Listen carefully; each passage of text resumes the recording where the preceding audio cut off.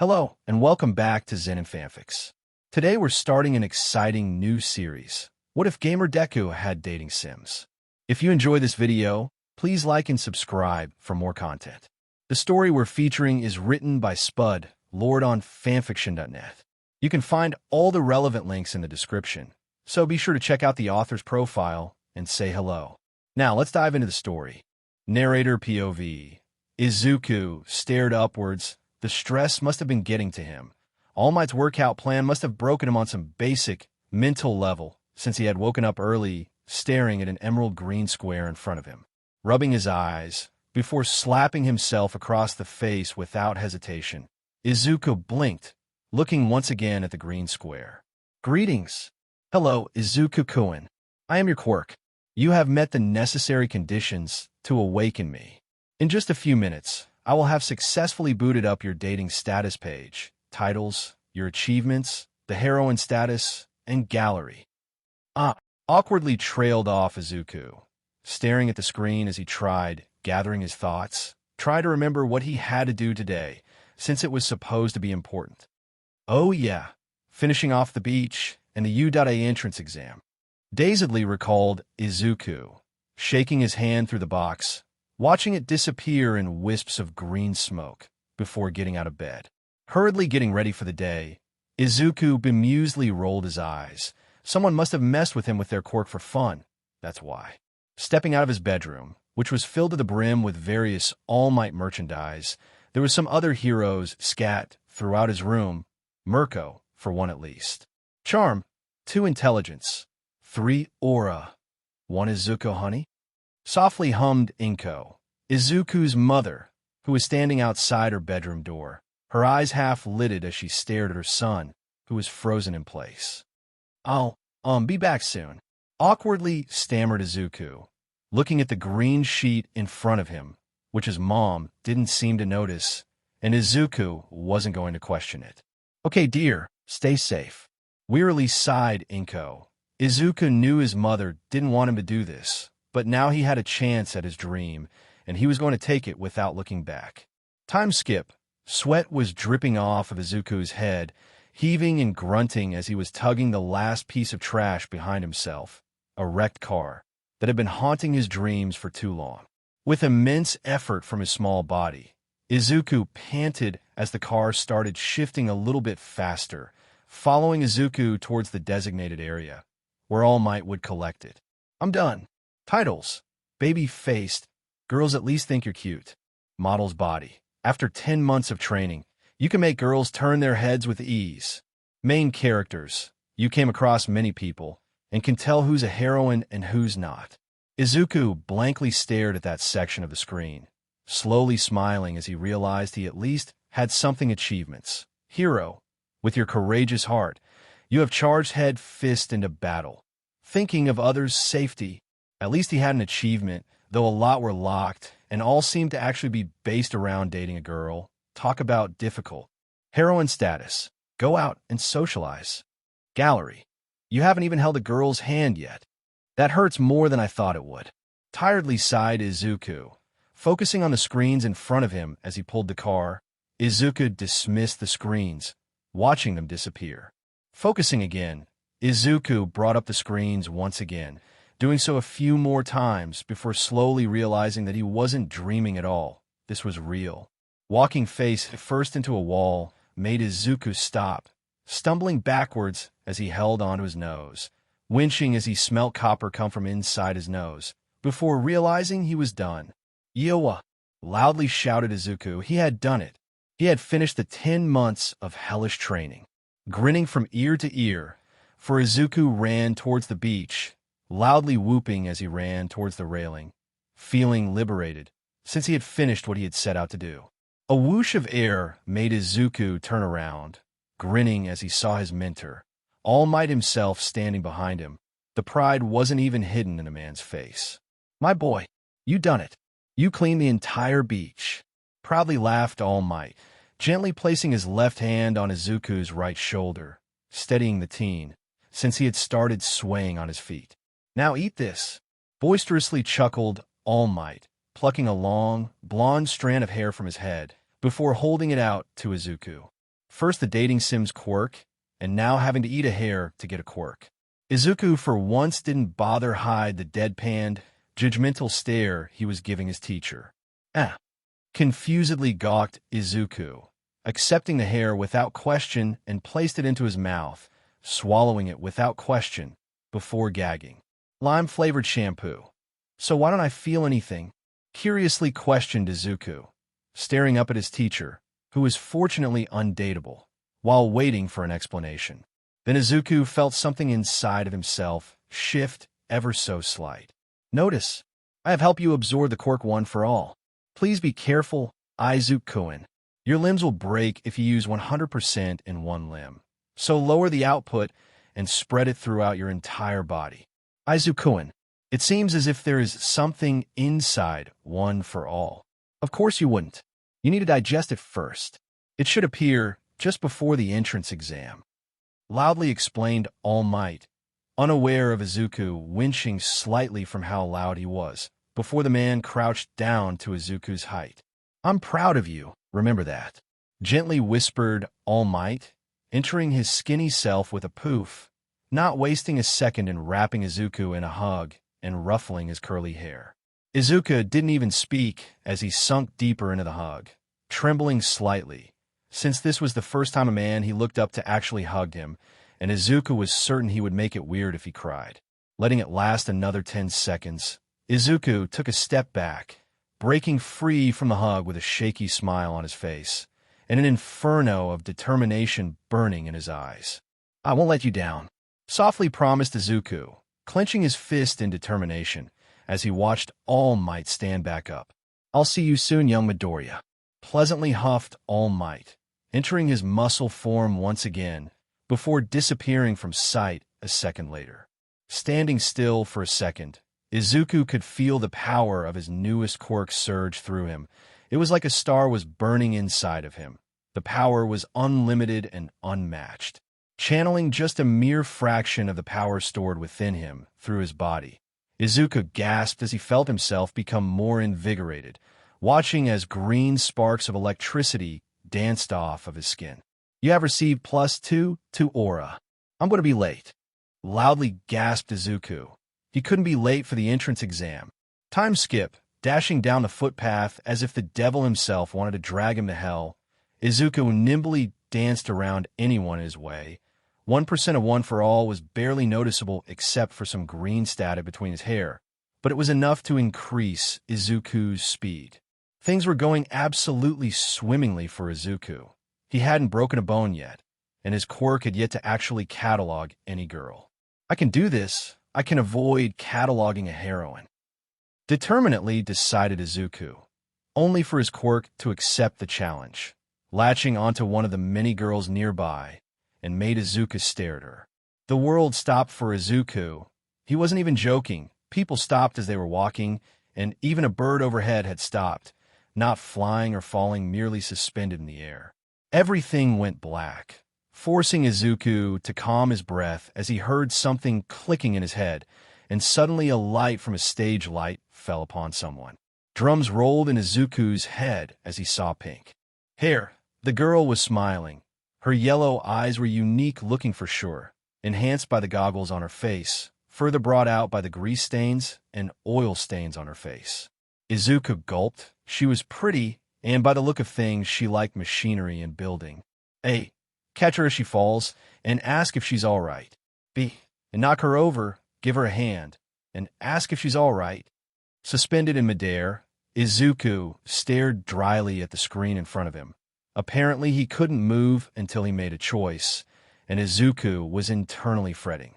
Speaking to a girl, it was something he didn't do often or at all for that matter, and Izuku was an introvert who wanted to be a hero, but talking to girls was a different matter altogether. A. Begrudgingly accepted Izuku.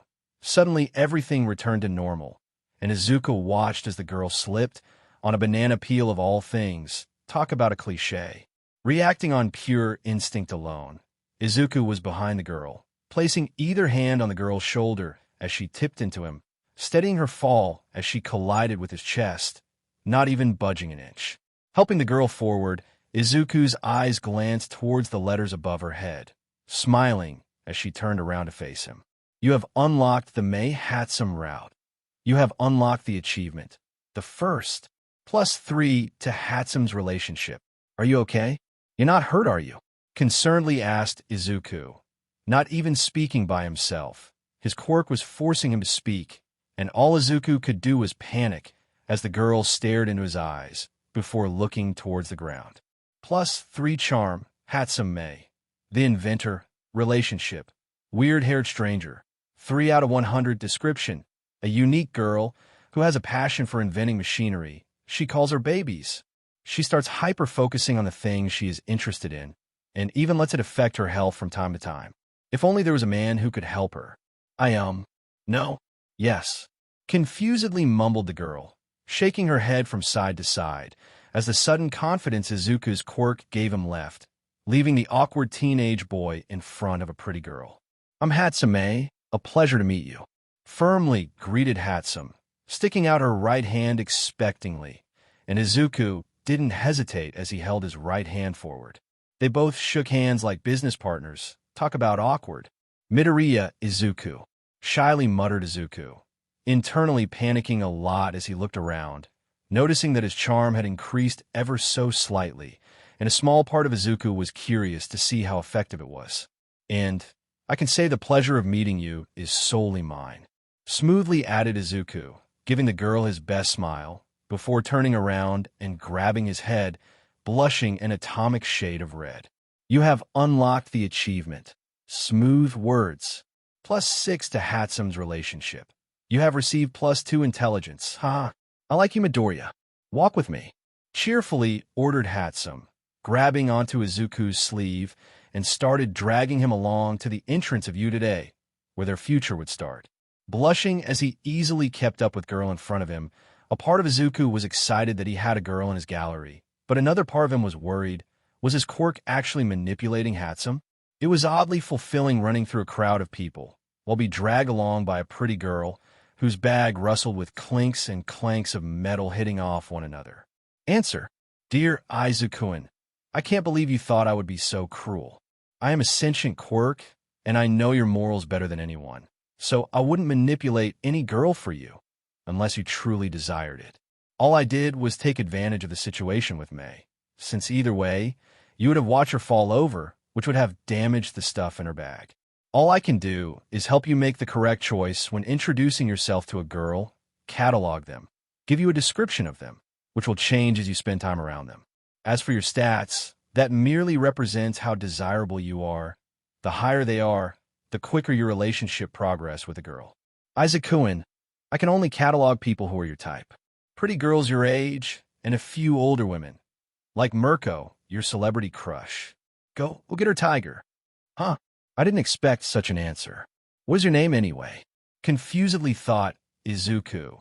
He didn't know his quirk was sentient. He heard those were actually quite rare, but were interesting. Quirk dating sims. You're basically a rom-com protagonist. Hey, you're taking the entrance exam for the hero course.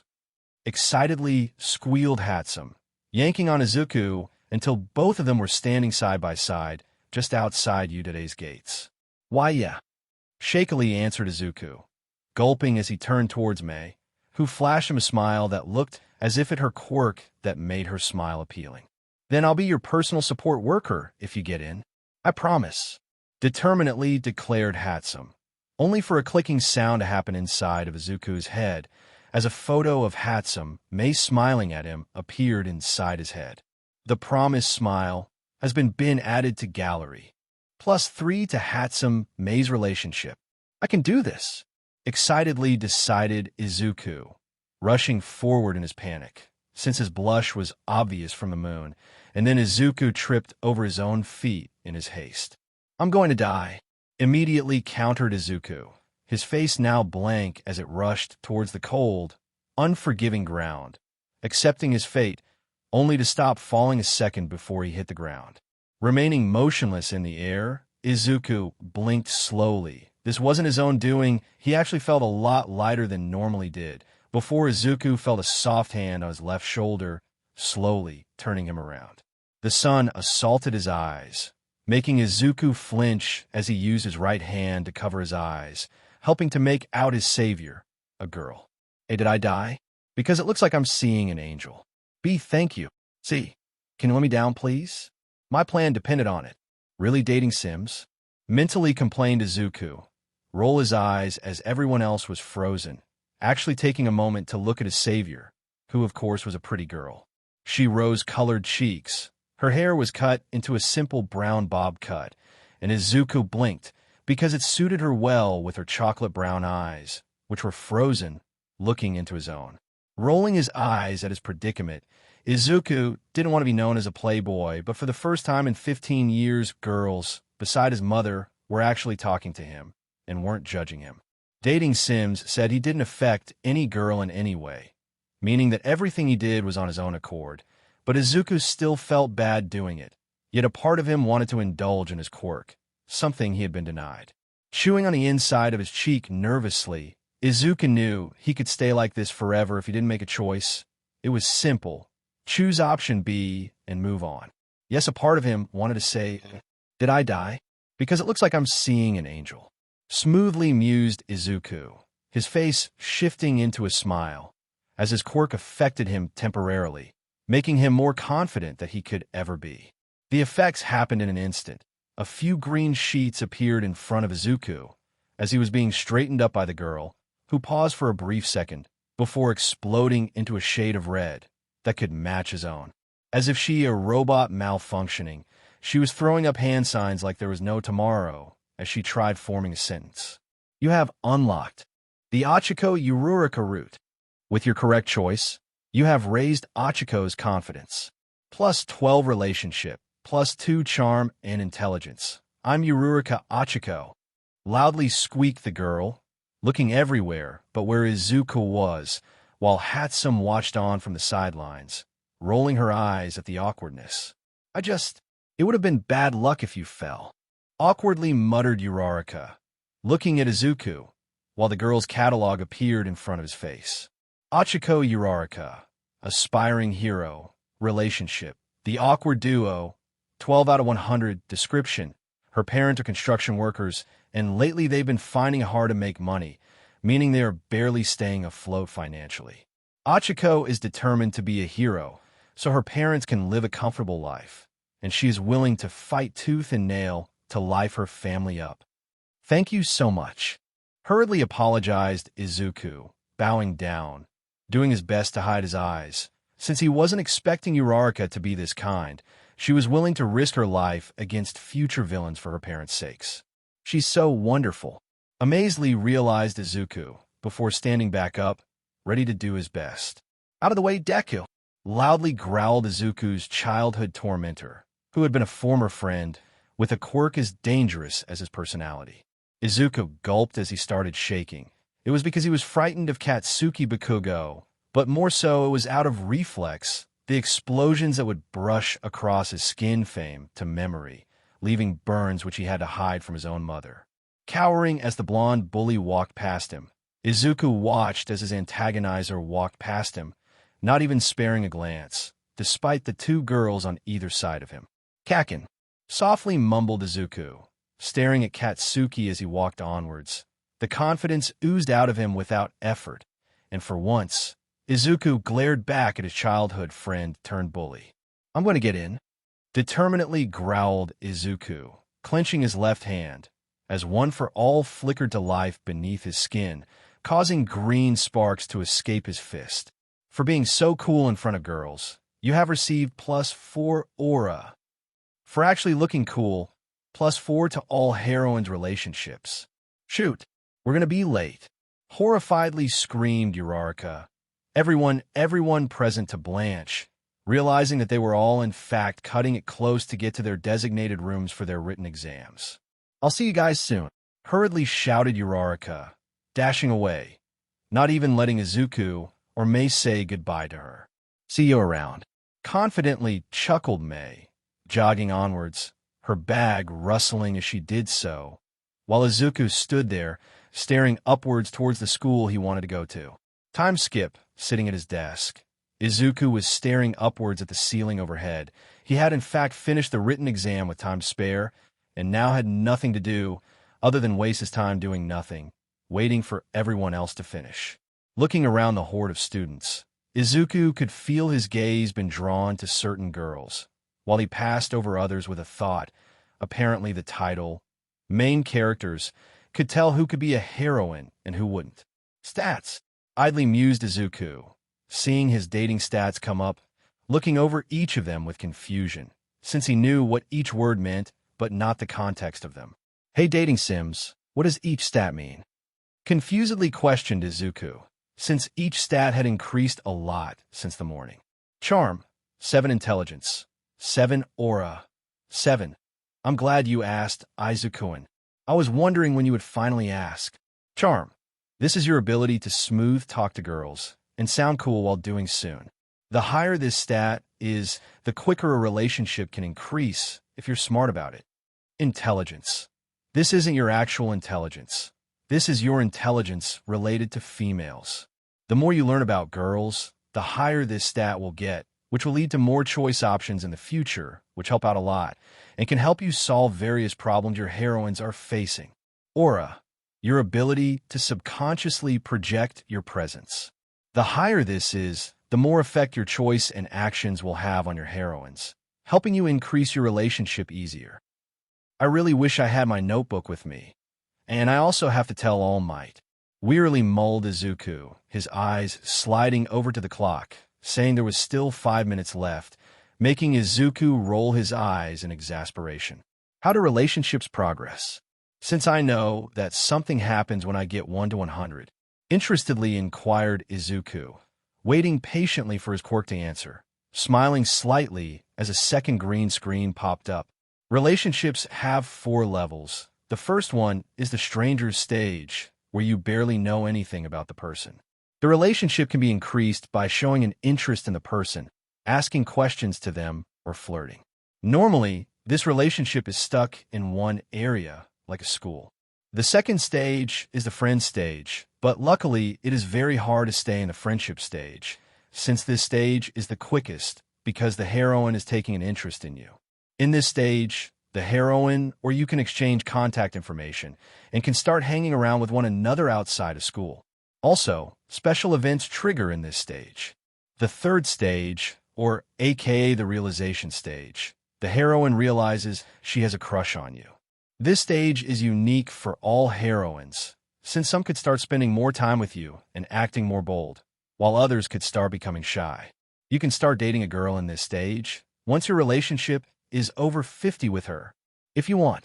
Lastly is the soulmate stage. This is where you two know everything about one another and truly are in love, despite your flaws, with both of you helping overcome them. Examiners, time is up. Please place your pencils down and leave. For people taking the hero exam, please head down the hall to the room at the end of the hall and find your seat. Loudly announced the pro hero overlooking the written exam, BLD King, and Izuku had to do his best not to fanboy over him. Complying with the hero, the majority of the people present stood up and started walking towards the door, and Izuku held his breath as he stood up. His sight was being drawn to a heroine. Doing his best not to look over at the girl, since Izuku knew what would happen. The green-haired teen knew that his luck wouldn't hold out. You're goddamn in right. Just do it. She is really cute. You definitely think so. Izuku realized then, and there his Quirk was in butt, encouraging him to do something he was uncomfortable with, and knowing his luck so far, the girl would fall on him. Stealing his nerves as he did against the slime villain, Izuku hesitatingly turned around, his emerald green eyes being attracted to a girl directly behind him, who looked disappointed and was playing with her dangling earlobes. For the third time that day, Izuku felt everything around him face away, so he could focus on the lone girl, who obviously looked upset about something. Her small frame looked even smaller as she hunched her shoulders over. Izuku felt his heart skip a beat, her purple hair RDC looking, enhanced by her dangling earlobes that looked like jacks, which went well with her pale skin. Hey, are you okay? B, tell her a joke. C, sing Rap God. Dating sims. Are you sure I should do that? Wearily mused Izuku, focusing on the three options in front of him. The first one was generic and bland. The third one would take too long, but the second seemed like the best bet, so he went with it. Why did the chicken cross the road? Interestedly hummed Izuku. The confidence his quirk temporarily gave him was back, as he slowed down and stared at the girl, blushing in embarrassment as he did so. What? Me? Confusedly gawked the girl, blinking rapidly as she stood up straight, both of her hands rocketing down to her side, before focusing on Izuku. Oh, why? Slowly questioned the girl. She didn't look as sad anymore, confused more so, despite the huge blush on his face. So he could ask the cutie how she was doing. Cheekily finished Izuku, wanting to throw himself in front of a speeding car, since even by his low standards, that was cringe. Huh. Ha ha ha. Oh my god. That was so lame. Loudly laughed the girl, crossing her arms across her stomach as she did so, earning the attention of everyone present, as she wiped a tear that had formed in her eyes. I needed that, thanks dude. Relievedly sighed the girl, shaking her head from side to side, but despite that, she was smiling like a fool. You have unlocked the Jiro Kyoka route. You have gotten +2 charm for being so funny. +8 relationship with Kyoka for being so funny. Midoriya Izuku. Can I get your name? And maybe your number? Confidently asked Izuku, his confidence leaving him a second later, leaving him to look like a tomato as he actually stumbled forward in embarrassment. +10 relationship with Kyoka for being so cute. Haha, maybe later. Jiro Kyoka, by the way. Dismissively snorted Jiro, though she was blushing as she dismissed him, which was something at the very least. Jiro Kyoka, the former musician. Relationship. She finds you funny. 18 out of 100. Description. Her parents were inspiring musicians, and it seemed as if Kyoka inherited their talents. But her dream didn't lie there, and she strayed away from the path her parents wanted her to take. She's afraid she could let them down if she doesn't succeed, if only she had a strong, reassuring shoulder to lean on. I'll see you in school. Awkwardly mumbled Izuku, wrapping his hands around his face, so he could hide it from sight, knowing he had made himself look like a weirdo. Confidence? I can think of a few girls who wouldn't mind dating you. Teasingly cackled Jiro, friendly bumping her shoulder off of Izuku's left arm as she walked by, pausing for a second as she did so again for a second time. And you have some muscle, nice. Easily noted Jiro, bopping her head to a tune only she knew, winking at Izuku as she walked onwards. For being so confident, you have gotten +3 charm. For being cool, you have got +6 relationship with Jiro Kyoka. Is talking to girls always like this? Confusedly mused Izuku, since apparently Jiro thought his awkwardness was confidence, making his charm go up by 3. Time skip, dressed in his light blue tracksuit.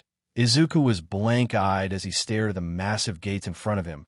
He had sat beside Kaken as Present Mike went over the robots they would be facing. That wasn't the worst of it. Izuku shuddered as he remembered being called out on by a blue-haired guy because of his mumbling, and he had been making more noise than he had. Focus! Mentally chided Izuku, unzipping the blue jacket that came with his tracksuit and wrapped it around his waist, which showed off his arms that were covered in muscles. For showing off your hard work to Yururika, she has become inspired to work hard. +4 relationship to Yururika Ochaco. Yururika, excitedly sighed Izuku, looking over at the girl in question, seeing her obviously trying to calm down, despite look at him, slightly jealous at how calm Izuku was. One for All was alive beneath his skin, ready to activate 5% of its total power, while the green-haired dating Sims protagonist made his way over towards Yururika Ochaco, only for someone to step between them. Blue clothes filled Izuku's sight, making Izuku silently judge the person's fashion taste, since he at least wore a sleeveless black top to the exam. Do you know it's rude to interrupt someone trying to take this exam? Loudly proclaimed the blue-haired teen from early, staring down at Izuku as if he was some who was purposely trying to throw people off their game. Are you even serious? Defiantly asked the teen before the world stopped for the 4th time that day, but luckily enough, Izuku knew it wasn't because this dude was a dateable person. Izuku-in, this is a great opportunity. A special event has been triggered. This is so going to the gallery. The first special encounter has been added to gallery. Special events are completely random. They happen for no real reason, but can have glorious outcomes. With special events, you can find heroines who you wouldn't normally encounter, or run into someone harassing your heroines. If it is the latter case, you are given options, which can earn you a lot of relationship points with ease. Thanks, dating sim. Mentally thanked Izuku, feeling his quirk ooze satisfaction, as a few choices appeared in front of Izuku. A sorry, B. I know or you know. C. It isn't very hero-like to jump to conclusions. I know Uraraka. So the question is, are you even serious about being a hero? Izuku rolled his eyes as he wondered which one it was, though he didn't take long in deciding option C, feeling confidence ooze from his quirk into him, making Izuku feel as if he could do public speaking with ease. You know, it isn't very hero-like to jump to conclusions. I know Uraraka. So the question is, are you even serious about being a hero? Dryly countered Izuku. The green-haired teen felt different as he stared defiantly into the blue-haired teen's eyes, watching the teen recoil back without any guilt in his gut. Ochaco, it is okay. You'll do great. Easily added Izuku, the confidence leaving him in a second, as he realized that he used her first name without permission, almost passing out from all of the BLD rushing to his head. For being so cool, you have received plus 10 aura. For being a badass in her standards, plus 3 relationship with Uraraka. Showing that you aren't a fan of formalities, you have used Ochaco's name instinctively, while being concerned for her. Plus 10 relationship with Uraraka. Start. Loudly howled present mic, silencing everyone present from the sheer loudness, as the gates opened quite quickly despite their sheer size. What are you waiting for? There is no countdown for a real fight. Dramatically announced present mic, watching at the students as they exploded into motion, drawing upon one for all, which has been partly active since it took an annoying amount of time to fully course through his body. It only took a second for Izuku to activate his second quirk, feeling electricity flicker free from his skin. Exploding into motion, Izuku blinked as he actually managed to keep up with the blue-haired teen, who had engines in his calves. Stop, human sum. I will destroy you, robotically announced a two-pointer. Izuku gulped as he closed in on the robot, reeling back his fist as he closed the distance, ready to throw his punch. Stomping his right foot forward, Izuku followed through with the punch, as he put his weight into it, feeling his knuckles collide with plates of metal, winching as he felt his knuckles creak in protest, while the metal caved inwards. A little bit of sympathy welled up in Izuku's gut as he saw the robot's head cave in, effectively shutting off the robot due to Izuku damaging its main circuit pathways. 2 points. Mentally counted Izuku, his mind running a mile a minute as he gazed throughout the practice city, seeing dozens of fellow contestants go after robots, using their quirks to do so. I need at least a minimum of 30 to have a chance. This is a hero school after all. Wearily theorized Izuku, already running off to find his next robot, not halting as he realized something important. UA was a hero school. Being a hero meant that you also had to rescue a person when they were in danger. Time skip. There was only 3 minutes. Izuku actually felt quite confident as he rested against a wall, panting as sweat was freely dripping down his body. His black shirt had been all but destroyed at this point. In total, he had earned himself a nifty little 40 points by robots alone, and had helped more than one fellow contender by carrying them out of the way or incapacitating a robot for them. Demon, who knew that this would be so tiring, mentally complained Izuku. One for all was definitely something. With each step he had taken while the quirk has been active, it had sent him a solid foot into the air each time, something he would have to fix since it was tiring. The ground started rumbling, forcing Izuku to widen his stance and draw upon one for all, green eyes wildly darting around the area, desperately trying to find the cause of the rumbling, since whatever had done that was dangerous. Izuku didn't have to try hard to find it. The 0-pointer had arrived, and it towered above every building, destroying any building it even leaned on slightly. Ochaco is in danger. She's near the rubble. Izuku didn't know why his sentient quirk knew that, but Izuku trusted it. He trusted it with his life. Despite only having it since the morning, Izuku trusted it. Running through the crowd of fleeing students, Izuku's eyes briefly met the engine-calved, blue-haired teen from early, a silent message passing between them in that brief instant. "Are you an idiot? Run." "No. Someone is in danger. Help!" weakly yelled the girl in question. That was more than enough for Izuku to run head first into danger without a second thought. Someone was in danger, so he would save them. Green electricity started intensifying around Izuku, as the dating Sims protagonist started channeling more of one for all throughout his body, hopefully lessening the effect this next stunt would have on him. As more and more power started flowing through his body, Izuku's pupils started wobbling, looking as if they were being drawn in different directions, as red veins of energy started appearing on Izuku's body. 100%! Loudly roared Izuku. His whole body was groaning in protest. Multiple bones snapping as Izuku merely down with the speed of a bullet before leaping upwards, breaking the ground apart like it was made of paper, as well as his legs. "Izuku!" frightfully screamed Ochaco, watching as someone who was a complete stranger run head first into danger for her, and all she could do was watch as Izuku seemed to float right in front of the zero-pointer's face, her heart racing at the gesture. "Smash!" determinedly shouted Izuku. His whole body was snapping, the sounds echoing up through his body as he reeled back his right arm before punching forward. With a force that could only be comparable to All Might himself, Izuku watched as the zero-pointer's face caved in, shattering to pieces as its entire body was lifted upwards from the force. And then the boom came. Multiple sonic booms happened, shattering every one piece of glass nearby, also launching the zero-pointer back a few hundred feet. Confusedly gawked Izuku. He hadn't expected for that to happen, but it was welcomed, and then Izuku felt it as soon as his control of his newest quirk slipped. Biting down on his lips to hold back a scream, Izuku felt the tears gathered in his eyes. As his legs were broken, so was his right arm, and Izuku was certain a few more bones were broken as he fell through the air. It was ironic. Izuku was about to die before he even became a hero. For risking your life to save Ochaco, you have received plus 70 relationship. You have maxed out the awkward duo relationship. Update happening. Ochaco Uraraka, aspiring hero, relationship. Her idol, second stage 3 out of 100 description. Having a less than ideal upbringing in the Finnical area, Ochaco has learned to be happy with what she gets. Her goal is to become a hero, so she can support her parents.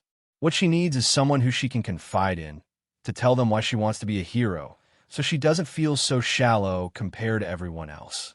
You have received plus 10 aura for your amazing feat. Thank you so much for thinking to updating my dating stays and relationships before I die. Dryly noted Izuku, plummeting to the ground like a brick. His limbs were flopping along behind him, hurting even more as shards of bone dug into his muscles. I can possibly throw myself back into the air with a well-placed punch, bleeding off a lot of the momentum.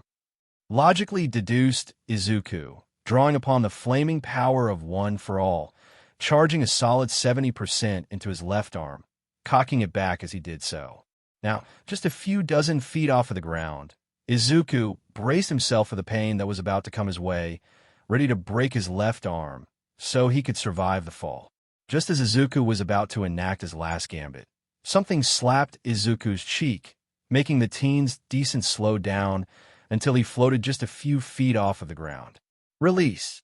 tiredly shouted Ochaco, tapping her fingers off one another, letting Izuku to fall to the ground, along with the piece of metal she had used to get closer to him as he fell. "You're welcome. At least now you look pretty cool."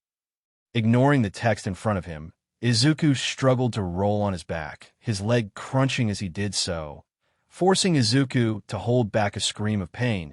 But now Izuku was looking into the sky. A small smile graced his face. He had done it.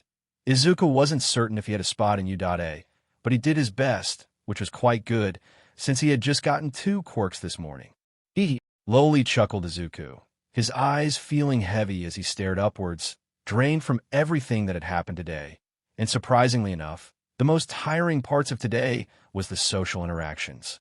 I'm so eating pork cutlet Katsudon, training plan be damned. Easily decided Izuku. Honestly, he wanted someone to try and say no. Not a second later, Midoriya Izuku, the 9th user of One for All and the dating sim's protagonist, was asleep on the ruined road, smiling in his sleep with ease. A bit away stood the blue-haired teen, shocked at the display of power he had seen the green-haired boy unleash, and the fact he had ran face first into danger to save a girl he knew. Wait, there's more to the exam. Rescue points. Immediately realized the teen, since it was a hero school, and being a hero also meant saving people as well as defeating villains. Did he realize this as well? Curiously mulled the teen, Ida Tenya, watching as an old woman made her way over to Izuku. Time skip. For what felt like the 10th time today, Izuku stared up at a white ceiling. He felt like he had been hit by a car, and frankly, from how sore his body felt, Izuku could believe it. His right arm was in a cast. Try to flex his fingers only brought discomfort for Izuku, as he heard a cough coming from his side, making the 9th user of One for All to look over. You have broke every bone in your legs, your right arm, your right hand, 2 ribs on either side, and shredded every muscle. Fiber in your arm and leg. Dryly started an elderly woman. She looked as if she had been holding this in for a while, and frankly speaking, from the fact the sun was setting now, Izuku beloved her. Title unlocked. Daredevil. People think you're cooler than you actually are. Izukuin. You nailed it. You captivated her heart with the stunt. +4 charm. Is she okay? Gently whispered Izuku. He felt out of it. As if he had been pumped full-on pain relief, considering what he had done, Izuku fully believed that it was the case, vaguely realizing that the elderly woman was in fact Recovery Girl. I'm not sure if you're as heroic as All Might or as foolish as him. Sarcastically scoffed Recovery Girl, staring down the green-haired boy, All Might's successor, with dread. She's all right, but I'm not going to heal every bone you break on purpose. Exasperatedly sighed Recovery Girl, watching as Izuku's eyes slowly drooped closed, telling her he was exhausted. Time skip. Surprisingly, the 2-week wait for the letter telling him was surprisingly uneventful. No new heroines added to his catalog. No dating stat increase at all, just pure dread and exercise. Sitting as still as a tree in his chair, Izuku eyed the letter in front of him. All Might hadn't contacted him in the 2 weeks, no matter how many times Izuku tried calling him or texting him. Welp, here goes nothing, idly decided Izuku, jamming his finger into the corner of the letter before ripping it open with ease, his right arm slightly aching from the action as a small metallic disc fell onto his desk. Confusedly grunted Izuku, watching as a blue holographic projection of All Might appeared in front of him. Greetings, young Midoriya. It is I, All Might, and I am here to deliver your score. Boisterously greeted All Might, unaware of the fact that Izuku was reeled backwards in his seat, sending both himself and his seat into the ground with a thump. You have received 30 villion points, which wouldn't be enough to pass. But there was more. Rescue points as well. What sort of hero school doesn't have rescue points? Loudly chuckled All Might as he stepped out of the center of the screen, silently showing Izuku his results, who was now, in fact, standing up. Izuku Midoriya. Villion points, 32. Rescue points, 68. Rank first. I did it. Quietly mumbled Izuku, not quite believing that he had, in fact, done it. He had gotten into Udine, the most prestigious school in the country, and had gotten first place in the physical aspect of the exam. I did it. Excitedly screamed Izuku, launching his right fist into the air, smiling like a madman as he did so. Meet me at the beach as soon as you can. Hurriedly added All Might, before the holographic projection shut off, leaving Izuku alone to register the words All Might had said. Without hesitating, Izuku started getting ready, seeing his bedroom door open up, his mother shakily poking her head in, with tears in her eyes, filled with pride that only a mother could possess. After all this would be his. My dating sims academia. Time skip what? Slowly repeated All Might, sitting on a bench, overlooking a cleaned-up beach, paused midway into licking his ice cream, as his mind finally registered what his successor had told him. I woke up 2 weeks ago and developed a quirk. I tried telling you, but you left as soon as you gave me one for all. Hurriedly repeated Izuku, somewhat annoyed by the fact that this was his third time explaining it to his idol. It was embarrassing. What was it again? Gently questioned All Might, in his skinny form as he looked at Izuku, still not quite registering what he had just yet. It turns my life into a dating sims. Awkwardly answered Izuku, nervously chewing his lower lip as he waited for All Might to answer. Why then at all times? Why would your quirk develop on that day? Confusedly mumbled All Might. He believed Izuku. He took his word for it, that his quirk only activated that morning. But why? Izuku and I can answer. It's because you weren't quite mature enough to handle me. I have the potential to affect older women, and some wouldn't hesitate to show you what era meant once you reach the third relationship. At least now, you are strong enough to protect yourself and have a means of escape. That's why I decided to manifest on that day. My quirk didn't want me to understand era as a 4-year-old. Perfectly summarized Izuku, winching at the implication, kind of glad his quirk had thought of the future. It was a silver lining to the whole bullying issue. Also, dating sims said something was inside one for all. Hesitantly added Izuku. He could feel the raging star that was one for all shift inside him at the word inside, only making Izuku more suspicious. What? Confusedly gawked All Might. He could see why Izuku's sentient quirk, dating sims, would do that. It was looking out for Izuku, since it knew the risk. Something is inside one for all. Wearily repeated All Might, looking at Izuku for confirmation, only to see his successor frozen, as he read something in front of him, most likely a message from his quirk. Yeah, like one for all is somewhat sentient as well. It has the previous 8 holders and their consciences in it, as well as their quirks, though All Might hasn't finished forming just yet. Izuku already missed the day where his largest concern was accidental making girl fall in love with him. And now he had to worry about 2 sentient quirks, 7 people living inside his head, school, and trying to not make girls fall in love with him. Izuku felt as if his life was some sort of cosmic joke. Narrator POV. Izuku was ready. He had been calming his nerves for the last few days. The planning and preparations had finally been completed, and Izuku looked down at his hard work. For once in his life, Izuku had actually managed to tie a tie correctly. The green-haired teen had spent the better part of 2 hours of his time practicing, and Izuku would argue it was time well spent. DMN, you sure know how to act the part. Plus 3 charm. Charm, 19 intelligence, 7 aura. 27 his stats were clearly unbalanced. Intelligence was by far the hardest of the 3 stats to increase, since Izuku had figured out how to other 2 with ease. Charm could be increased by being smooth or putting effort into his appearance, which wasn't that hard, and aura was increased by being confident in a public display and not backing down.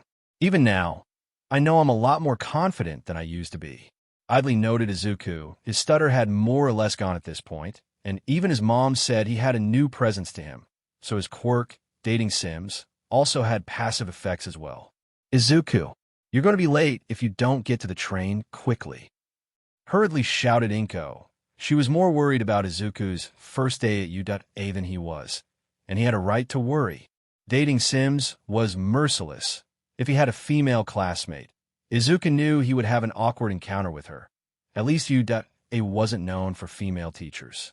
The only female teacher in U.A was Midnight, a hero who had a lot of men after her. So Izuku was certain that his quirk would affect her, since apparently the heroine in question had to meet some criteria. 1. They must be single. I won't let you steal taken girls. 2. The heroine in question must like boys in some way. Example, straight bi, etc., etc. 3. The heroine must have a thing for guys your age. So, you could spend some time with Midnight at midnight if you're not careful. That means if a girl is in a relationship, is attracted to another gender, or is into older men, then I can't catalog them.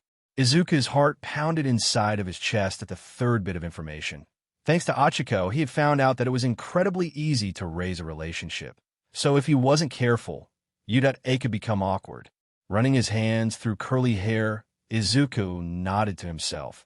He would be, in fact, quite early still by half an hour at least, but it would give him a chance to settle in and hopefully find Hatsum, Jiro, and Ochaco. Time skip, with both hands gripping the railing overhead. Izuku once again had blank eyes as he stood on the bullet train, taking it to a stop that was only a 5-minute walk from UA. It wouldn't affect him at all, even if something did happen. All Izuku had to do was discreetly use one for all at 1% and run. Feeling the effects of gravity take hold as the bullet train slowed down, Izuku blinked, shuddering as he felt a heroine rapidly approaching. She was at the next stop, if his gut was correct. Already feeling dating sims take an interest in the situation, Izuku was soothing himself, readying himself mentally as the bullet train stopped, opening up its doors, showing off the girl, who was unknowingly making Izuku want to leap out a window. While the doors finished opening, Izuku blinked in surprise. She was surprisingly normal by society's standards. Dark green hair and eyes, long eyelashes that had a hint of mascara to them, and incredibly lean, with a hint of nervousness in her eyes. She wore the female version of a uniform. Izuku blanched. Based off of his observation, this girl had a high chance of being in the hero course, and based off of her nervousness, she was a first year like Izuku. As soon as the girl stepped onto the train, she stopped, looking around the small bullet train. Realizing that it was quite crowded, there wasn't a single seat available for her to sit down on. Even the railing overhead were a bit too high for her. Izuku wasn't tall by any standard, barely 5 feet 5 inches, but this girl was at least 5 feet 2 inches. "Lay it on me," exasperatedly decided Izuku, rolling his eyes as the world stopped around him, as 3 options appeared in front of him. A. Ignore her. B. Do you need some help? C. You want to lean on me? I wouldn't mind if it was you. The first option was ignored immediately. Izuku couldn't turn down someone in need of help, no matter how minor it was. The third was a bit iffy, since Izuku was nowhere near that confident to deal with the after effects of his choice. That meant option B. Do you need some help? Idly hummed Izuku, dating sims filling him with temporary confidence. Yet despite that, the girl didn't seem impressed with him at all. Instead, she looked more upset than she had. "It's not exactly designed for us." Awkwardly trailed off Izuku, gesturing down at the fact he was on his toes. He hadn't failed to at least catalog a heroine, and he didn't want to find out what happened if he failed. If you fail, then that girl's route will be closed for a while. It is possible to reopen a route, but the relationship takes twice as long to fill. Huh. For a second, I thought you were hitting me. Relievedly chuckled the girl, making Izuku nervously rub the back of his neck, since that's exactly what he had done, but the girl did walk over to him at least. "Tokage Setsuna. Nice to meet you, Green Bean," cheerfully introduced Tokage, bouncing up to Izuku as his eyes were assaulted with green screens. "Nice save. Tokage Setsuna, route has been achieved. You've unlocked an achievement. The save a route that was about to be closed by a wrong choice. Plus 3 intelligence. Tokage Setsuna, the self-assured. Relationship, rocky start. 0 out of 100 description. Due to her quirk, she has been an outcast by her classmates. Now, thanks to that, she finds it difficult to build a genuine relationship with anyone. Struggling to make true friends, she trusts completely. Due to that, she puts on a mask, not showing off her real self. If only someone was out there that could reassure her that she is fine. This is a lot deeper than I'd been expecting," idly noted Izuku, cocking a brow as all of the screens frizzled out of sight, being replaced by a new one, as Izuku turned his attention to the girl in front of him. Midoriya Izuku, of the new Class 1A, politely introduced Izuku, watching as the girl's face split into a smile, growing large by the second, while Izuku took a chance to read what dating sims told him. It varies from time to time. A heroine's upbringing can affect how your relationship with her can form, and with Tokage, she has been bullied, so she finds it hard to make proper connections with people despite acting so bubbly and cheerful. "Cool. I'm in 1A as well." excitedly shouted Tokage, drawing more than a little bit of attention by the fellow passengers on the train. Not that it seemed to affect her or anything, which was admirable, since Izuku was pulling off his best tomato impression with how red his face was. Wait, as in Midoriya Izuku, the guy who got the most points? The first place guy. Bewilderedly gawked Tokage, who stared at Izuku with admiration clear in her eyes, along with obvious jealousy. You would be docked points, but you're already at 0. What? Did they also mention I broke 50 bones in my body while doing so? Dryly countered Izuku, staring at Tokage, who looked genuinely surprised at that little tidbit of information that didn't seem to be passed about.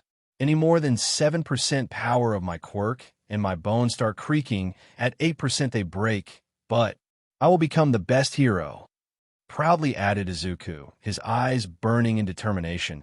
He could safely use 1/20th of All Might's power, and by the time Sports Festival came, Izuku hoped to be better. +2 relationship with Tokage for being cool. Ouch, and here I thought my quirk felt sore. Lowly gasped Tokage, rubbing her arms out of reflex, since she had broken her left arm when she had been younger, and it had hurt her. I'll be the hero this girl needs, but I'll have to do it without getting her fall in love with me. Determinedly started Izuku, trailing off at the end, since he actually realized something about his quirk, dating Sims. It would be incredibly hard if every girl he made friends with started falling in love with him, since Izuku knew how that would turn out. You will either be known as a playboy, a cheater, where you could settle down with all of them, or you could choose one, and breaking all of the other heroines' hearts. At least U.A has an average of 6 girls in each class of the hero course. Optimistically realized Izuku, so hopefully it wouldn't be that bad, since Izuku was certain he had the ability to about people, because apparently hiding from bullies could also be used on girls. The silver lining to being bullied, mentally concluded Izuku. All he had to do was not talk to them. How hard could that be? After all, no girl should be forced to fall in love with him. He was Deku in the end, and the heroines deserved to choose who they fell in love with, since Izuku was certain dating sims must do something to girls who had the potential to be heroines. Location change. Nezu, I'm just making sure again that these are the classes you want? Wearily questioned a scraggly man, who looked as if he lived in a dumpster, and the fact he was in a bright yellow sleeping bag didn't help. Certainly. Why will my decision be wrong? Everything I do is planned to a T. Curiously answered a creature that wasn't sure if it was a mouse, a dog, or a bear, while he stared at the black-haired man, who looked homeless. You have 13 girls in 1A and 0 in 1B. Immediately countered the man. Aizawa Shota was his name, or more commonly called Eraserhead by his colleagues. So, confusedly questioned Nezu, grinning as he answered the question, since All Might told him about his successor quirk, and Nezu wanted some drama to spice up a dating simulation quirk. I wonder how Izuku Midoriya will handle this situation. I wonder how many girls actually qualify as heroines. Curiously mused Nezu. All Might had role of the criteria each girl had to meet in order to be cataloged. This was as much for Nezu's amusement as special training for Izuku Midoriya, precisely because he had one for all, meaning All Might himself believed that Izuku could become the new symbol of peace, and that meant he would attract a lot of attention. The reason why Nezu had Izuku in 1A was quite simple, really. Every kid went they devolved their quirk. Quirk training, and this quirk training would be handled by a genius rodent who wanted romantic chaos in his school. When Nezu broke out laughing, it was simply because he remembered a funny joke, that was all. Add in the fact that One for All had a habit of supercharging the user's original quirk, and when that did happen, Nezu wanted Izuku to have control of both his quirks, since it could lead to many issues. Location change. Izuku shuddered. For some unexplainable reason, the dating protagonist felt dread fill his gut, as if someone was out to make him suffer for no real reason, and Izuku knew he did nothing wrong. Standing beside Tokage, outside Class 1A's massive door, Izuku took a brief look at the door, then at Tokage, who also looked at him, before both smiled out of reflex. +6 relationship for being nervous with Tokage. Izuku was making quick progress through Tokei's relationship gauge, already being at 18/100, despite it saying she found connecting with people difficult. Then a click reverted throughout his skull. First day worries has been added to the gallery. The one thing Izuku knew he could take solace in was the fact that class would be normal. Izuku had spent hours awake, looking through the official list of people who had made it into U.A, which included the recommended students.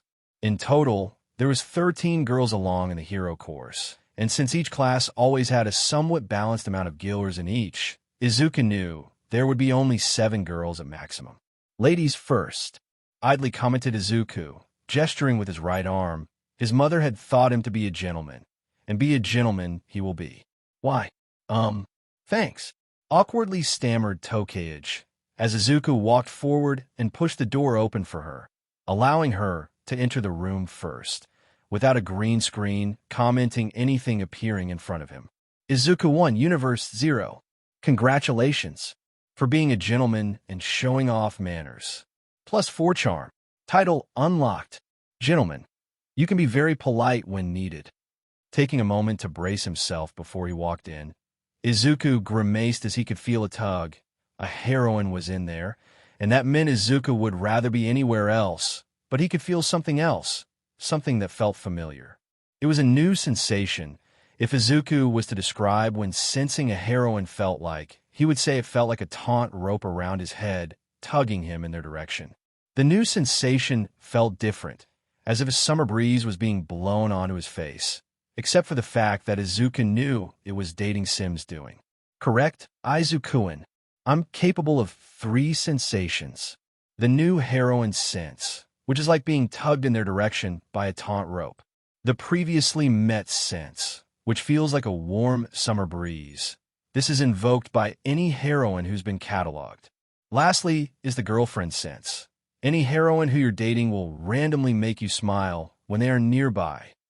Closing his eyes as he wobbled in, Izuku desperately wanted to be somewhere, but you did. The green-haired teen knew he would be known as a playboy before long, and by his very nature, Izuku was no playboy. The sound of heavy footsteps pounding towards him only made Izuku crack open an eye, seeing someone who wasn't a heroine, who he hoped he wouldn't have met. It was the guy who triggered the first special event, who also had a horrible taste in fashion, but another somewhat noticeable trait was the engines coming out of his calves. The blue-hair guy was stiff. Everyone who was in the class was looking over, waiting to see what happened, only for him to bow down, a perfect right angle being formed, which was kind of amazing. Ida Tinya, humbly apologize. I took you as a fool trying to ruin others' chances, while in truth, you were more heroic than I, running towards the 0-pointer to save someone, while I ran away. Loudly apologized Ida, looking down at the ground, while Izuku kind of hoped he would just disappear since there were a lot of girls in the classroom already. There was one Tokei Setsuna, one Jiro Kyoka, and 3 others he didn't know the name of, but they were heroines, reason enough for Izuku to stay away, since dating Sims would just make him more desirable. Hey, Ida, it's okay, please just don't bow. It's making me feel awkward. Hurriedly mumbled Izuku, his voice raising a minimal of 7 octaves as he spoke, while Ida took a moment to register what Izuku had said. They found your awkwardness cute. +2 relationship with Tokei. +4 relationship with Jiro. Of course. How could I be so inconsiderate? I didn't even think how you would feel after I apologize in public. Horrifiedly realized Ida, standing up straight once again, as Izuku gulped loudly, just hoping he could go over to an empty seat, away from any heroines, and just hope everything would be okay. I apologize. Immediately apologized Ida, almost bowing once again, but managed to stop himself. It's okay, also I'm Midoriya Izuku. Hurriedly spoke Izuku. He realized what Ida was like, ridged but kind. To take Kaken's word from him, Ida had a stick shoved up his butt and it came out of his mouth. So you got first place as well? I do humbly apologize. Calmly recalled Ida, which earned Izuku a lot more stares from his classmates, as Izuku did a quick glance around the classroom. Sorry to ask, but how many bones did you break after your stunt that involved you destroying the 0-pointer with 1 punch? Curiously asked Ida, waiting patiently for Izuku, since he too had been overwhelmed by how glorious the classroom was. So far there was 5 girls in total: Ida, a dual-haired boy, a guy with a bird head, a guy with spiky red hair, and a guy with blonde hair with a black lightning bolt through it. So 6 guys in total. 50, slowly answered Izuku, nodding to himself, since that was the exact number he had broken, which was painful but oddly exhilarating. And then what Izuku dreaded happened. Please no, mentally complained Izuku, his green eyes shimmering slightly as Jiro walked towards him, dragging a girl towards him as well. She was a heroine, just by the looks of her. Izuku knew she gave off an upper-class girl vibe. Her black hair was in a ponytail, her eyes were onyx in color and looked distinctively cat-like. It did not help that she was the most matured girl he had met, who was an actual hero. What was worse was the small smile on her face that was filled with a bit of admiration, no doubt based off of something Izuku had done. Yo Midoriya, this is Yaoyoro's Momo. She was saying how she wanted to see the person who won first place in the practical exam. Casually greeted Jiro, nonchalant about the whole idea of walking up to him, unaware of the fact that Izuku hoped that she'd leave him alone. I sense a new route coming. As if on cue, Izuku could feel the world slow down, coming to a standstill for the second time that day, and Izuku prayed it was the last time, but a part of him knew he wouldn't be that fortunate. 3 options appeared in front of Izuku, who was the only one capable of moving in a world that had its time frozen, and for once, Izuku wished his quirk never awoken. A. Why isn't a koala a bear? B. Midoriya Izuku, and I must say, the pleasure is mine in meeting you. C. Sup? D. A friend of Kyoka's is a friend of mine. Basically, Izuku's options were a joke, flirting, an awkward greeting, or something somewhat friendly, and couldn't be taken as flirting. The answer was obvious for anyone who was a play to dating sims, but Izuku didn't want to be a dating sims protagonist. A friend of Kyoka's is a friend of mine. Cheerfully greeted Izuku, giving the girl a bow and greeting, his eyes glazing over as he realized something. He wasn't really paying attention to the exact wording of option D. Oh, I used her first name without permission. Slowly realized Izuku. It was something his quirk enjoyed doing to him, cornering him in these sort of situations. How bold of you, Izuku-kun, using a girl's first name without permission. +7 relationship with Kyoka.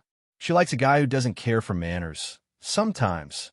From how relaxed you are about social greetings, you have somehow unlocked the Yaoyorozu Momo route.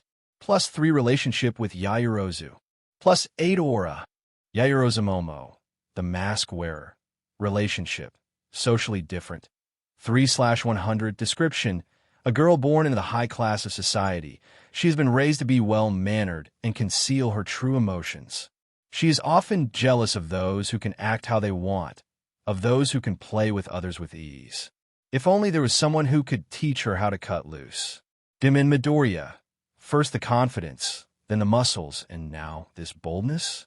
I'm surprised. I wouldn't expect that from a guy like you. Honestly huffed Kyoka. She wasn't upset that he had so blatantly used her first name. If anything, she looked kind of embarrassed. A pleasure to meet you. Politely copied Yozu, bowing to Izuku slightly as well, and the brief moment where their eyes met, Izuku could see the jealousy. It was clear as a fish in fresh water. Midoriya, I was not aware that you knew Jiro-san. Bewilderedly gawked Ida, his arms moving robotically as he pointed between the purple-haired rocker and the green-haired dating sims protagonist. Oh, well yeah, I was nervous after the written exam. And then Wonder Boy here cracks the worst joke imaginable. I'm not sure if he was flirting with me, or trying to make me smile. Sheepishly chuckled Kyoka. Izuku blinked. Something rushed from his mind to his mouth, and Izuku spoke without thinking. I just thought you looked prettier when you smiled. Randomly blurted out Izuku. And everything seemed to freeze for a second. Everyone seemed to think of Izuku's words before everyone realized the implication. DMN, beginning smoother than ice. +10 relationship with Kyoka. You, romance for life. Excitedly cheered a pink-skinned girl, her eyes a glowing yellow, and had a small pair of horns on her head. A heroine, who Izuku desperately wanted to avoid it. Achievement unlocked. The Opportunist. You've took an opportunity to flirt without hesitating. No, simply decided Izuku, hoping that his first day at UDA would finish within the next 2 seconds. Unfortunately for the dating sims protagonist, that was not how life worked. Time skip. After the sheer embarrassment that turned Izuku in a living tomato, as well as made Kyoka blush as if all the BLD rushed her head, Izuku had found his seat, slammed his head against the table, and refused to budge an inch afterwards. The door opened once again. If Izuku's mental calculations were correct, that would have been the 19th student, and Izuku would be lying if he said he wasn't curious to who it was. DEKU. USHD stain. Getting first place. Furiously howled Katsuki, the gremlin from hell, and suddenly all of the curiosity in Izuku left him, suddenly not very interested in attending school, before a warm breeze washed over his face. Midoriya, you got in as well. Excitedly cheered the only heroine he was in the second stage with, Ochaco, who was also in 1A for some odd reason, since apparently Izuku's class needed a lot of girls in it. There was a total of 13 girls in total. Izuku already knew how many were heroines, and if he was including the ones already cataloged, then there was a total of 9 heroines in Class 1A, and for once, Izuku was considering to grovel in front of the 4 who weren't heroines. Normal girls, who couldn't like him romantically. Never had Izuku been so happy by such an outcome. Kakin, can you do me a favor? Softly mumbled Izuku, slowly raising his head off of his desk, looking at Katsuki, who had his face mere inches away from Izuku's own. Throw me out a window, seriously asked Izuku, keeping his voice low enough so nobody else could hear it, unless they had exceptional hearing. Midoriya, why are you embarrassed? You were the one flirting without me, and it was really nice, so stop acting so regretful. Exasperatedly sighed Kyoka, her voice echoing throughout the room, making Katsuki pause what he was doing before looking at Kyoka, then back at Izuku.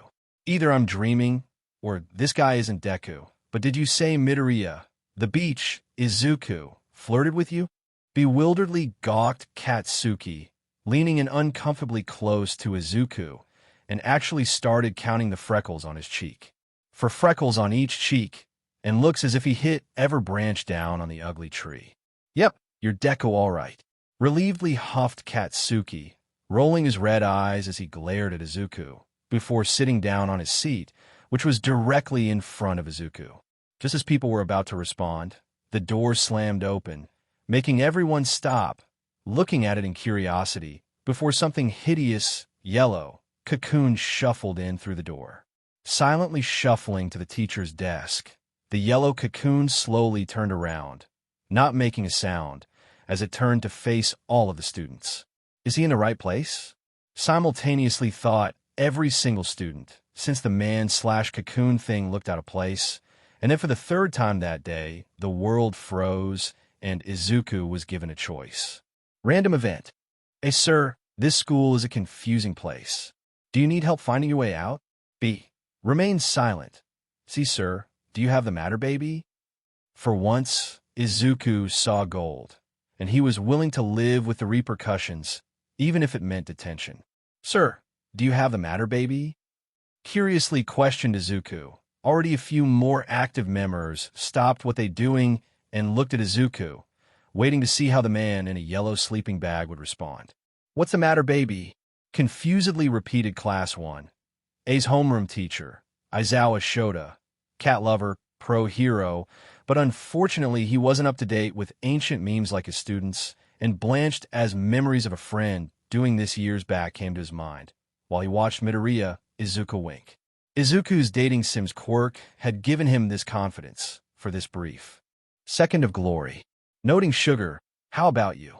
Smoothly replied Izuku. Izuku had never felt so confident before, only for the confidence to leave him as the man's hair floated up and BLD red eyes to land on Izuku, quenching any confidence Izuku's Quirk gave him. Congrats for being so funny. +3 relationship to every heroine catalog in the classroom. Everyone, I am Aizawa Shota, your homeroom teacher. Go to the changing rooms and get into your P.E uniforms. We are having a Quirk assessment test. Dryly ordered Aizawa, glaring at Izuku as all of the other students stood up without question, not bothering to ask why. "Midoriya, stay behind. I need a word with you," emotionlessly commanded Aizawa, causing Izuku to freeze as Katsuki openly grinned at Izuku. Izuku's throat had clamped up, even breathing was difficult, as Izuku realized he had messed up big time. The second to last student, a dual-haired boy, left the room. The door closed, leaving Izuku alone with his teacher, who slowly gestured at Izuku to come closer, and Izuku did so without hesitation. "I don't tolerate jokes like that in the classroom, but I'm informed of your circumstance by the headmaster about your two quirks," calmly informed Aizawa, opening up his desk and pulling out a small orange notebook before tossing it at Izuku. "I know a bit of what your quirk, dating sims, means, and I know it developed 2 weeks ago, as did OFA. That's why I created this for you," lazily informed Aizawa, nodding at Izuku, as the man disposed of his sleeping bag, showing off his black clothing, while Izuku shakily opened up the notebook. "Pay attention. If there is an option to remain quiet, choose it." Blinking at the words written down in bold and underlined, Izuku slowly stared up at his homeroom teacher, who was now walking out the door, and looked back at Izuku, having the largest Cheshire cat smile Izuku had ever seen. "DM getting put in place by a guy in his 30s. It felt weird when he used his quirk on us. I was practically shoved in a box inside your head with one for all, and no matter what I tried, I couldn't interact with you. There was only one person, who Izuku knew as a hero, who could do that to Quirk, that could erase them. His homeroom teacher was Eraserhead, an underground pro hero." Time skip, adjusting his blue PE uniform as he jogged forward. Izuku could easily spot his new classmates. None of them judged him for his quirk, which they would hopefully never find out about, but they were all unique. The moment Izuku stepped into line, most eyes were on him, each looking at him in silent curiosity, wanting to know why he had been held back. "Know this, whoever comes last overall will be expelled," tiredly explained Aizawa, looking exhausted as he pulled out his phone, as well as a ball, which he threw it at Izuku. "Problem child, since you got first in the entrance exam, you can go first. How far could you throw a ball in your previous school?" exasperatedly asked Aizawa, making everyone look at Izuku. Whole Katsuki grinned. 37 meters. Awkwardly mumbled Izuku, trying his best to look anywhere besides his classmates or teacher.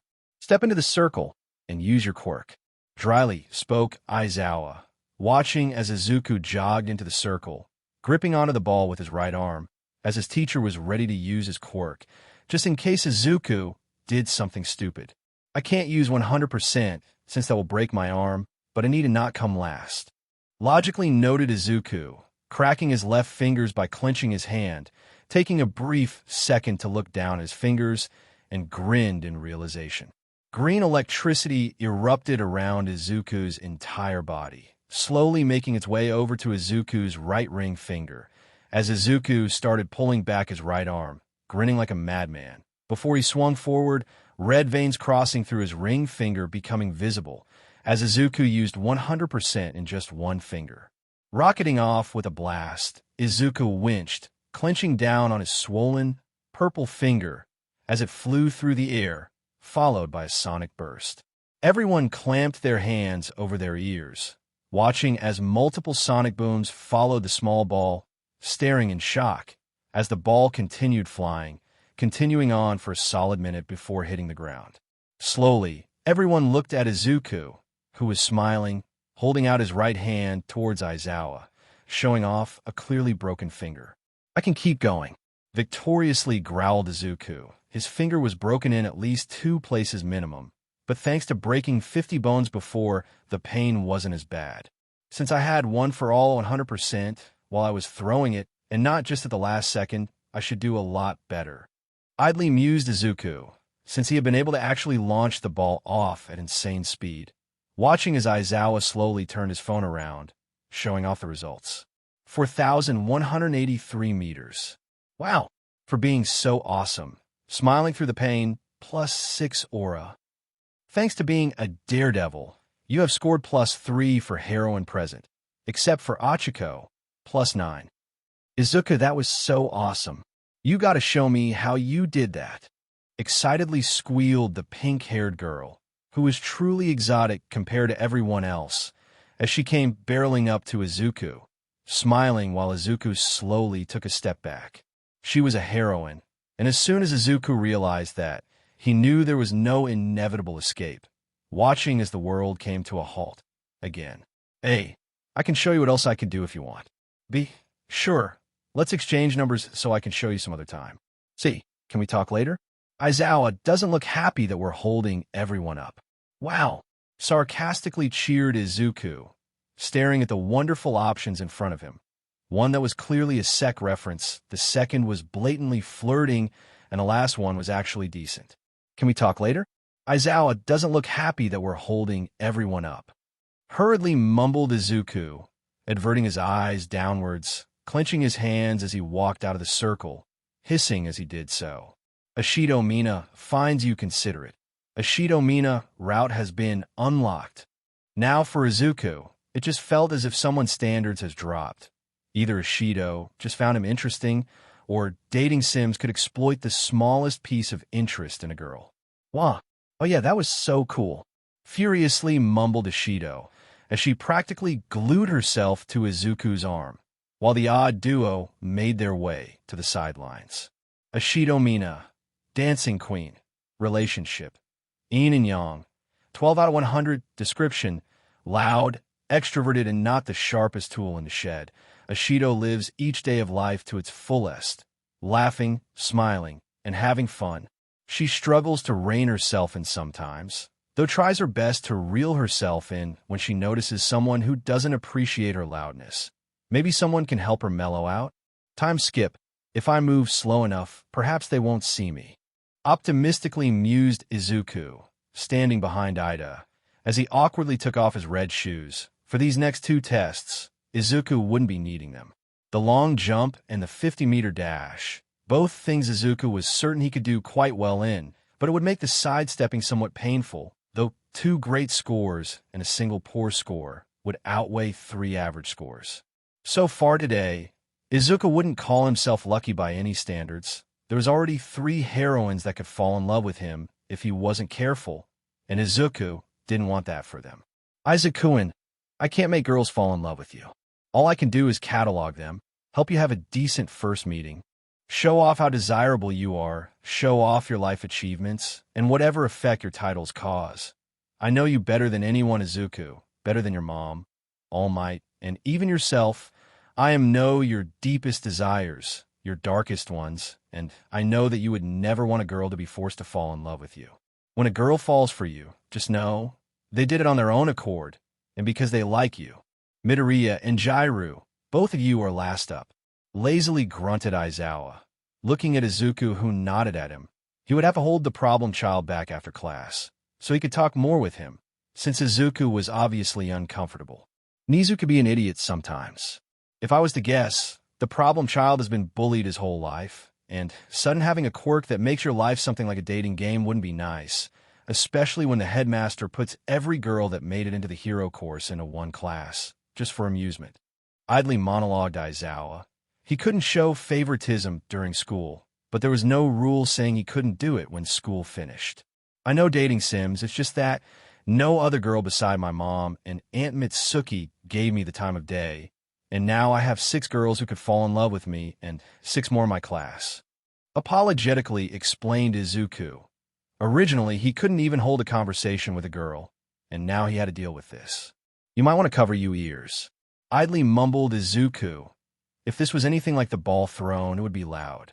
Channeling 100% of one for all into his largest left toe, Izuku waited for Aizawa to start the 50-meter dash. Reloading the starting pistol once again, Aizawa pointed it above his head, his eyes on the last 2 participants, and fired. The moment the noise reached the 2 participants' ears, Izuku clenched his left toe forward, pushing forward as he did so, feeling his toe explode in pain as the ground cracked beneath him, air being displayed as Izuku went floundering forward with no grace at unmatched speeds. Practically flying over the finishing line, Izuku's face was green from the motion, hurling forward as if he was flung from a catapult. 2.83 seconds. Directly towards a heroine, whose teal eyes were widened in shock. And Izuku watched as both her hands shot forward, expanding in size at a rapid pace, ready to catch them. Slamming into fleshy, strong hands felt like slamming into a wall. Except this wall was at least warm, and Izuku hadn't broken a bone. Midoriya, was it? You should be taking better care of your body. One day, you could injure yourself, and nobody might be able to help you. Idly chided the orange-haired girl, giving Izuku an older sister vibe, smiling at him as she helped him down as time came to a standstill. Hey, I'll do my best. B. No promises. A hero always puts themselves in front of danger for anyone. C. At least I know I can always rely on you, Kendo. No promises. A hero always puts themselves in front of danger for anyone. Sheepishly chuckled Izuku, flashing the girl his best smile imaginable, already planning on breaking his leg. For acing like an idiot and not caring for your own safety, you have gained the Kendo Itsuka route. Achievement unlocked. The HRM route. You can now choose the HRM route. Midoriya, if you purposefully break your legs, you'll automatically get last place. Immediately spoke up Aizawa, glaring at Izuku, as everyone present besides Izuku and Kendo started making their way towards the sandpit. Kendo Itsuka, the mom friend, relationship, concerned observer, 0 out of 100, description, Kendo Itsuka worries for everyone. She is like the older sister you never asked for. She will dote on those who cause trouble, meaning she gets to know troublemakers quite quickly, though she isn't shy in telling people her mind when she's worried. For once, his Quirk's catalog didn't mention anything about trying to help her. Instead, it was the other way around. Weird. Do you break your bones on purpose? Curiously questioned Kendo, helping Izuku to hobble over towards the sandpit. Ida was currently holding onto his red shoes, which Izuku was grateful for. Nope, my body can only withstand 5% of my total power before my bones start fracturing from the stress, though I can last a few minutes at 6% before anything happens. Calmly explained Izuku. For some reason, the pain wasn't as bad as before. In fact, as Izuku looked at his broken finger, he couldn't feel a thing. Adrenaline. Mentally concluded Izuku, having felt the same way during the entrance exams. What? Interestedly hummed Itsuka. It wasn't as if Izuku could walk away since he felt awkward, yet a part of him wanted to be honest with her, tell her what he went through. I'm a late bloomer. My quirk developed a few hours before the exam. The doctors think it was from the stress I was putting on my body. Before that day, everyone thought I was quirkless. Quietly confided Izuku, memories of his bullies flashing to his mind. More importantly, one particular memory that involved his childhood friend turned bully. Being a quirkless person in a society that judges people's worth by how strong their quirk is, it is tough. Honestly, answered Izuku, meeting Itsuka's teal eyes, which were wide in surprise, as if she was coming to her own conclusion. Were you told to? Awkwardly began Itsuka, only to stop as Izuku looked away from her, only nodding partly at the horrible question she was about to ask. Izuku couldn't have chosen a better second to be silent, since they reached the group of students, all of whom, besides Katsuki and the dual-haired boy, look at the duo. Kendo's heart has been moved by your confidence to confide in her. You have maxed out the first stage with your relationship with Kendo. Kendo Itsuka, the mom friend, relationship. An open ear, stage 2, 12 out of 100, description. Kendo Itsuka prides herself on her ability to notice when something is wrong with her friends. She wouldn't sleep a wink if she knew one of her friends were going through a hardship and not confiding in anyone. She keeps her ears open to all her friends, willing to listen to their worries without judgment. Thanks, Kendo. I needed that help a lot more than I thought I would. Awkwardly laughed Izuku, purposefully phrasing it like one, so everyone else would think it was for supporting his walk over to the sandpit, while she knew it was about listening to him. Time skip. First, Yayoro Zamomo second, Todoroki Shoto third, Midoriya Izuku fourth, Bakugo Katsuki fifth, Kendo Itsuka sixth, Ida, Tenya 7th. Tokoyami Fumikage 8th. Kirishima, Ijiro 9th. Tokage Setsuna 10th. Tokage Setsuna 11th. Uraraka, Ochaco 12th. Shiozaki Ibara 13th. Kodai Yui 14th. Sanatori Pony 15th. Yanagi Reiko 16th. Azui Hu 17th. Komori Kinoko 18th. Kaminari Denki 19th. Jiro Kyoka 20th. Hakigurtoru Don't Say It Izuku. Mentally chided Izuku, taking just a brief glance towards his childhood friend turned bully, who was frozen in shock for more than one reason. He didn't get first, and I'm ahead of him. Idly noted Izuku, feeling Katsuki's glare land on him, knowing better than to say anything, especially since he had two toes, a broken finger, and somehow a cracked rib. I lied. Nobody is getting expelled. Problem child, take this note and go see Recovery Girl. Amusedly chuckled Aizawa, scribbling out a written note at an impressive speed, no doubt having done this more than once, before handing it to Izuku. Everyone else, back to class. Todoroki, do me a favor and help the problem child to the infirmary. Dryly ordered Aizawa, watching as the dual-haired boy stepped closer to Izuku, while everyone else started walking off, or in Bakugo's case, stomping. For once Izuku could antagonize his bully just a little bit, but Izuku knew he was a hero in training, and heroes had to rise above such pettiness. Good job, Kakin. You do great. Honestly shouted Izuku, smiling at his former friend, who paused, as everyone else looked around in confusion, trying to find Kakin. How quickly can you carry a guy with broken bones away from an angry, explosive guy? Quietly mumbled Izuku, taking a glance at Todoroki, who looked completely disinterested, only shrugging in response. DKU, come here, you little SHD. Furiously howled Katsuki, a loud explosion rippling through the air as the blonde teen glared at Izuku.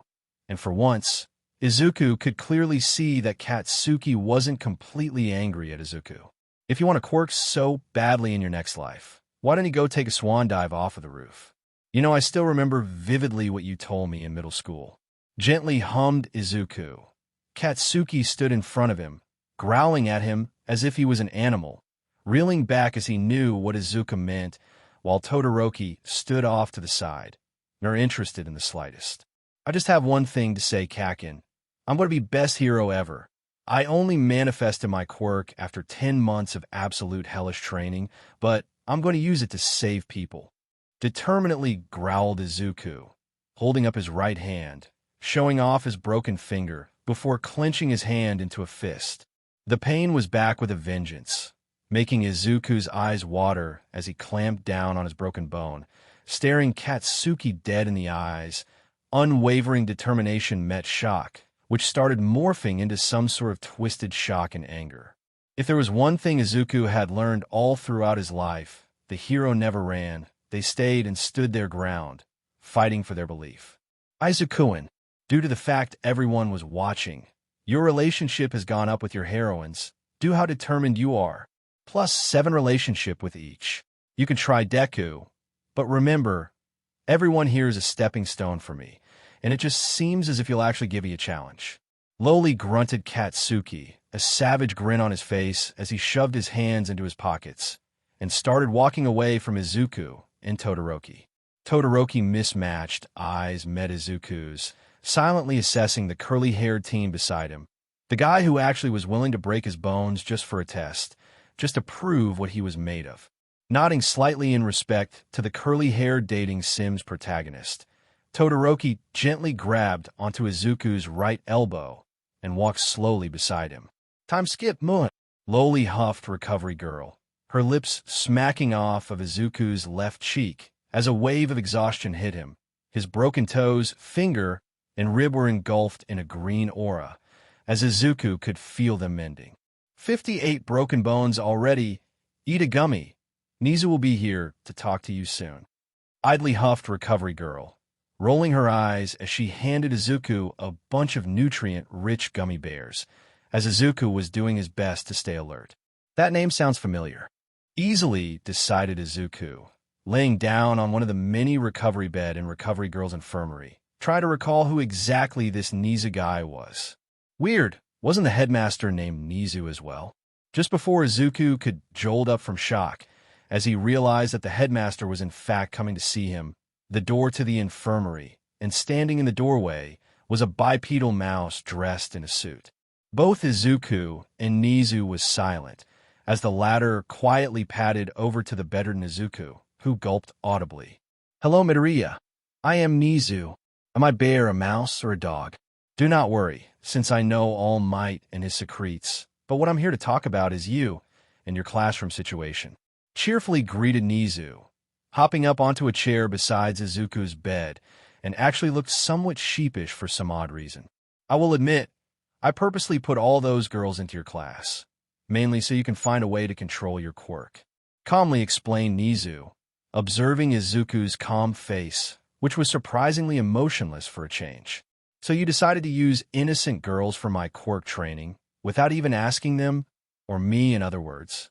Rhetorically questioned Izuku. Izuku wasn't entirely sure what he was feeling at this moment in time, but it wasn't a pretty emotion by anyone's standards. "Yes," simply answered Nezu. He knew what he had done, potentially having put more than a dozen students into an awkward situation, just for some amusement on his part, and hopefully helping Izuku out. "Can you please leave so I can think?" Frostily questioned Izuku, green electricity temporarily racing along his body, his eyes even deforming slightly from the amount of power Izuku had briefly channeled. "Certainly, but I do want to say this.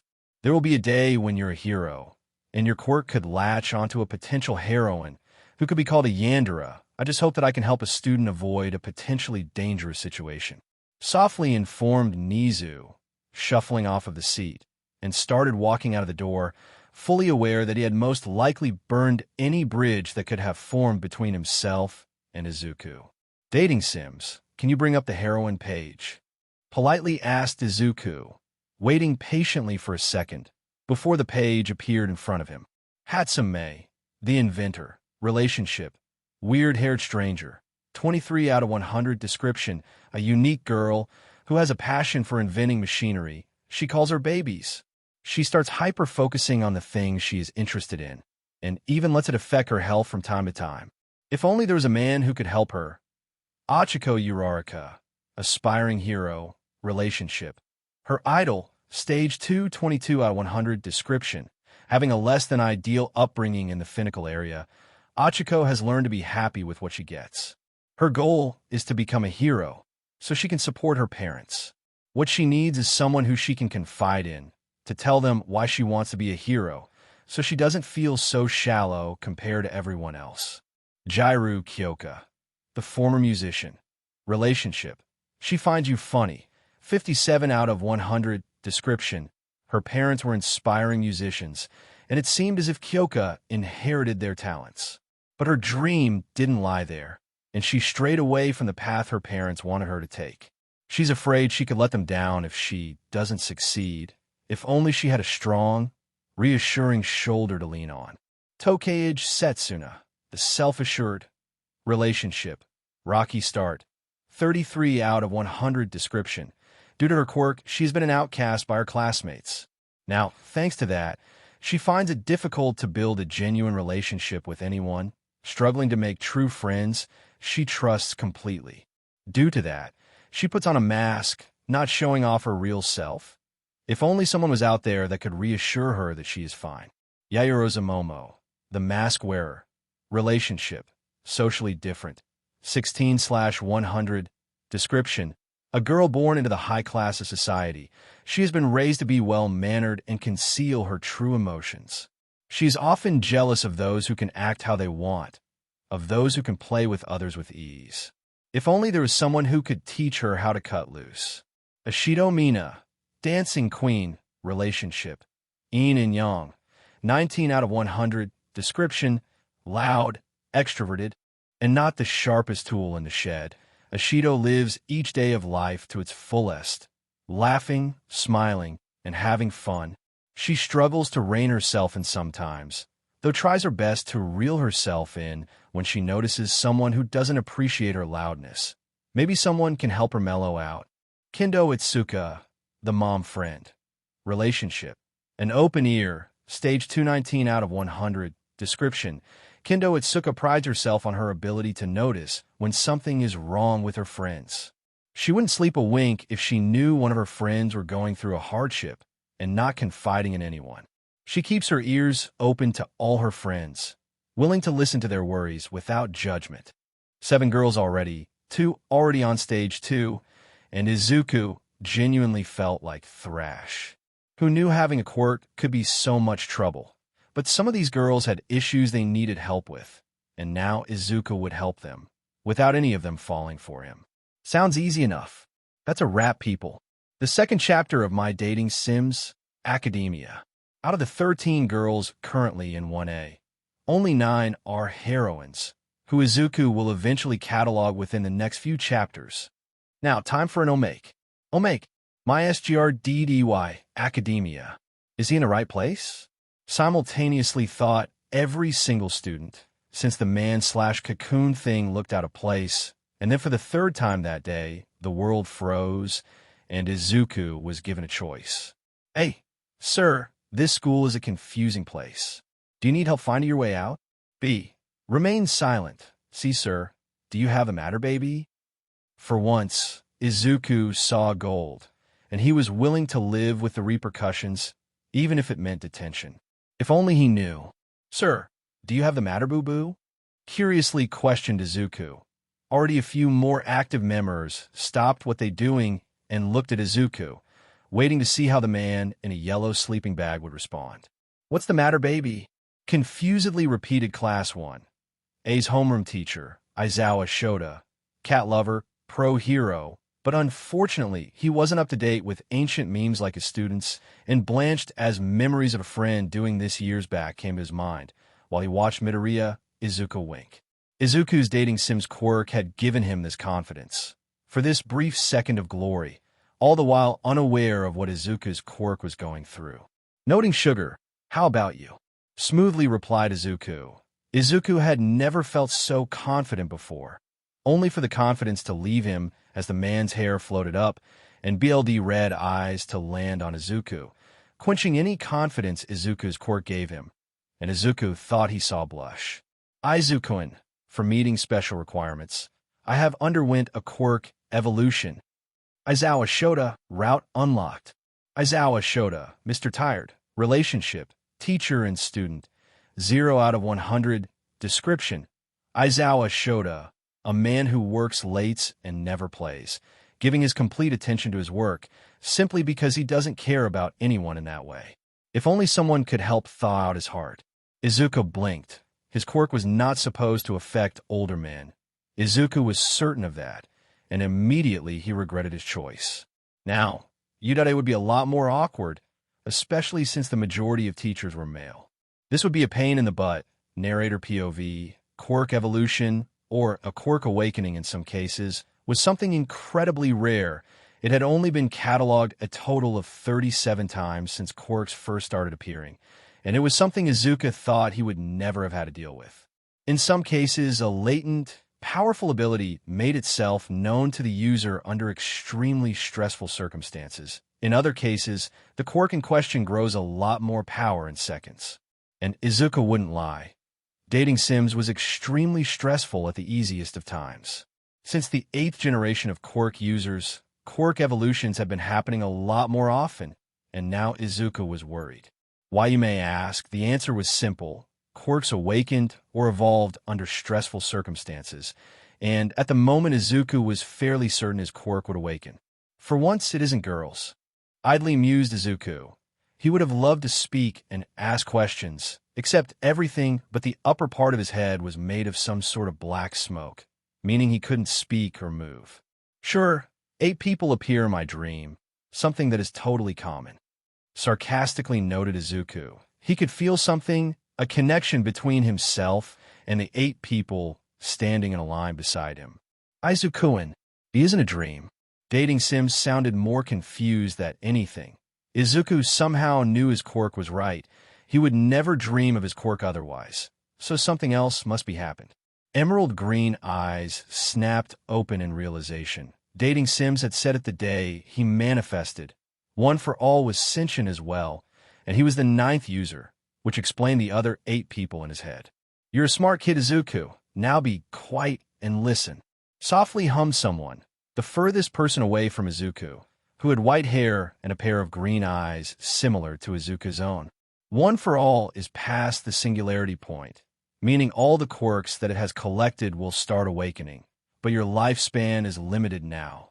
No person is capable of holding 2 quirks for an extended PRD of time, except my brother, meaning that one day One for All will start harming your body.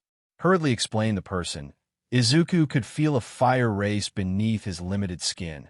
One for All was actually flaring up by itself, in joy of all things. What? Mentally questioned Izuku, freezing as his mind caught up to him, realizing what that actually meant for him. Just as I started my dream of being a hero, I'm going to start dying. Numbly realized Izuku, barely 15 years old, not even 3 days into U.A, and was now told he was dying. Not for 2 decades minimum, at least. So do me a favor. Kindly explain the person, whose hands were now on Izuku's misty shoulders, not phasing through them as Izuku had expected them to, but actually touched his shoulders. Live life to its fullest. Smile, laugh, cry, make memories with your loved ones, and most importantly find someone to love. Like that May girl. Amusedly chuckled the man, smiling at Izuku fondly, ruffling Izuku's hair as he did so. No, Ochaco for life. Loudly howled a man, who Izuku could have sworn was All Might, except for the fact he was utterly bald. Kyoka simply counted a black-haired man, who had his mouth covered up his hero costume, as everyone else started shouting various of his heroines' names, except for the second and third person. You're too optimistic for this. Lowly growled the second person, a man who was concealed in darkness, and all Izuku could see was pointy hair that would refuse to do what it was told to do. Then Izuku blinked. That man, he looked familiar. Location change, sitting upright. Izuku gasped loudly. Sweat was dripping down his forehead, his hands were trembling, as the memories of whatever it was he had just experienced came to his mind, and Izuku was scared. This wasn't some case where someone in trouble could get help. One for All was literally too powerful for anyone to host now, and it was slowly killing Izuku, if that guy was to be trusted. I need some fresh air. Softly grumbled Izuku, quietly getting out of his bed and into a pair of running shorts and a baggy hoodie. There was only one place where Izuku wanted to go at 3 in the morning, and it was oddly comfortable. To the beach it is, idly decided Izuku. He had spent many an hour there, training to be better, so he could fulfill his dream of being a hero, so it was poetic in a sense. Where his dream started for real was where he would contemplate the end of it, though Izuku would have a minimum of 2 decades, so it wasn't completely horrible. Silently leaving his room, Izuku wasn't certain what to make of the situation. All Might would have to know for sure, but that left Izuku alone for a while. If it makes you feel better, your body seems weird. Now his quirk was insulting him. If it had never awakened, then Izuku would most certainly never be in this situation, where he had 2 quirks in his body, the latter of which would eventually kill him. Death, it was something Izuku hadn't thought about before, but now, it seemed as if it would greet him sooner than later. What do you mean by that? Curiously questioned Izuku, closing the apartment door behind him, locking it with a spare set of keys, putting them into his pocket as he took out his phone. When I catalog heroines, I scan them. I am able to pick up their memories and biology, meaning I can tell if they have a terminal illness. When I compare the heroines' bodies to yours, even Shoto's and Katsuki's, your body is weird in comparison, and it wasn't because of the fact you have 2 quirks, it is something else. It is as if your body is naturally different. I'm not sure if I'm doing this, or you're just born this way. So, I don't think you will die by having 2 quirks. It might be an ability of mine, to make sure you don't die, since you're a dating Sims protagonist. It was a very distinct possibility. There are some instances where Izuku could agree with his quirk, mainly when he broke his bones and didn't feel any pain immediately. As a matter of fact, the pain only really appeared before he was healed. That point was weak, since adrenaline could have numbed the pain, but that meant one thing. Izuku really needed to know the passive effects dating Sims had on his body. There, the text is done.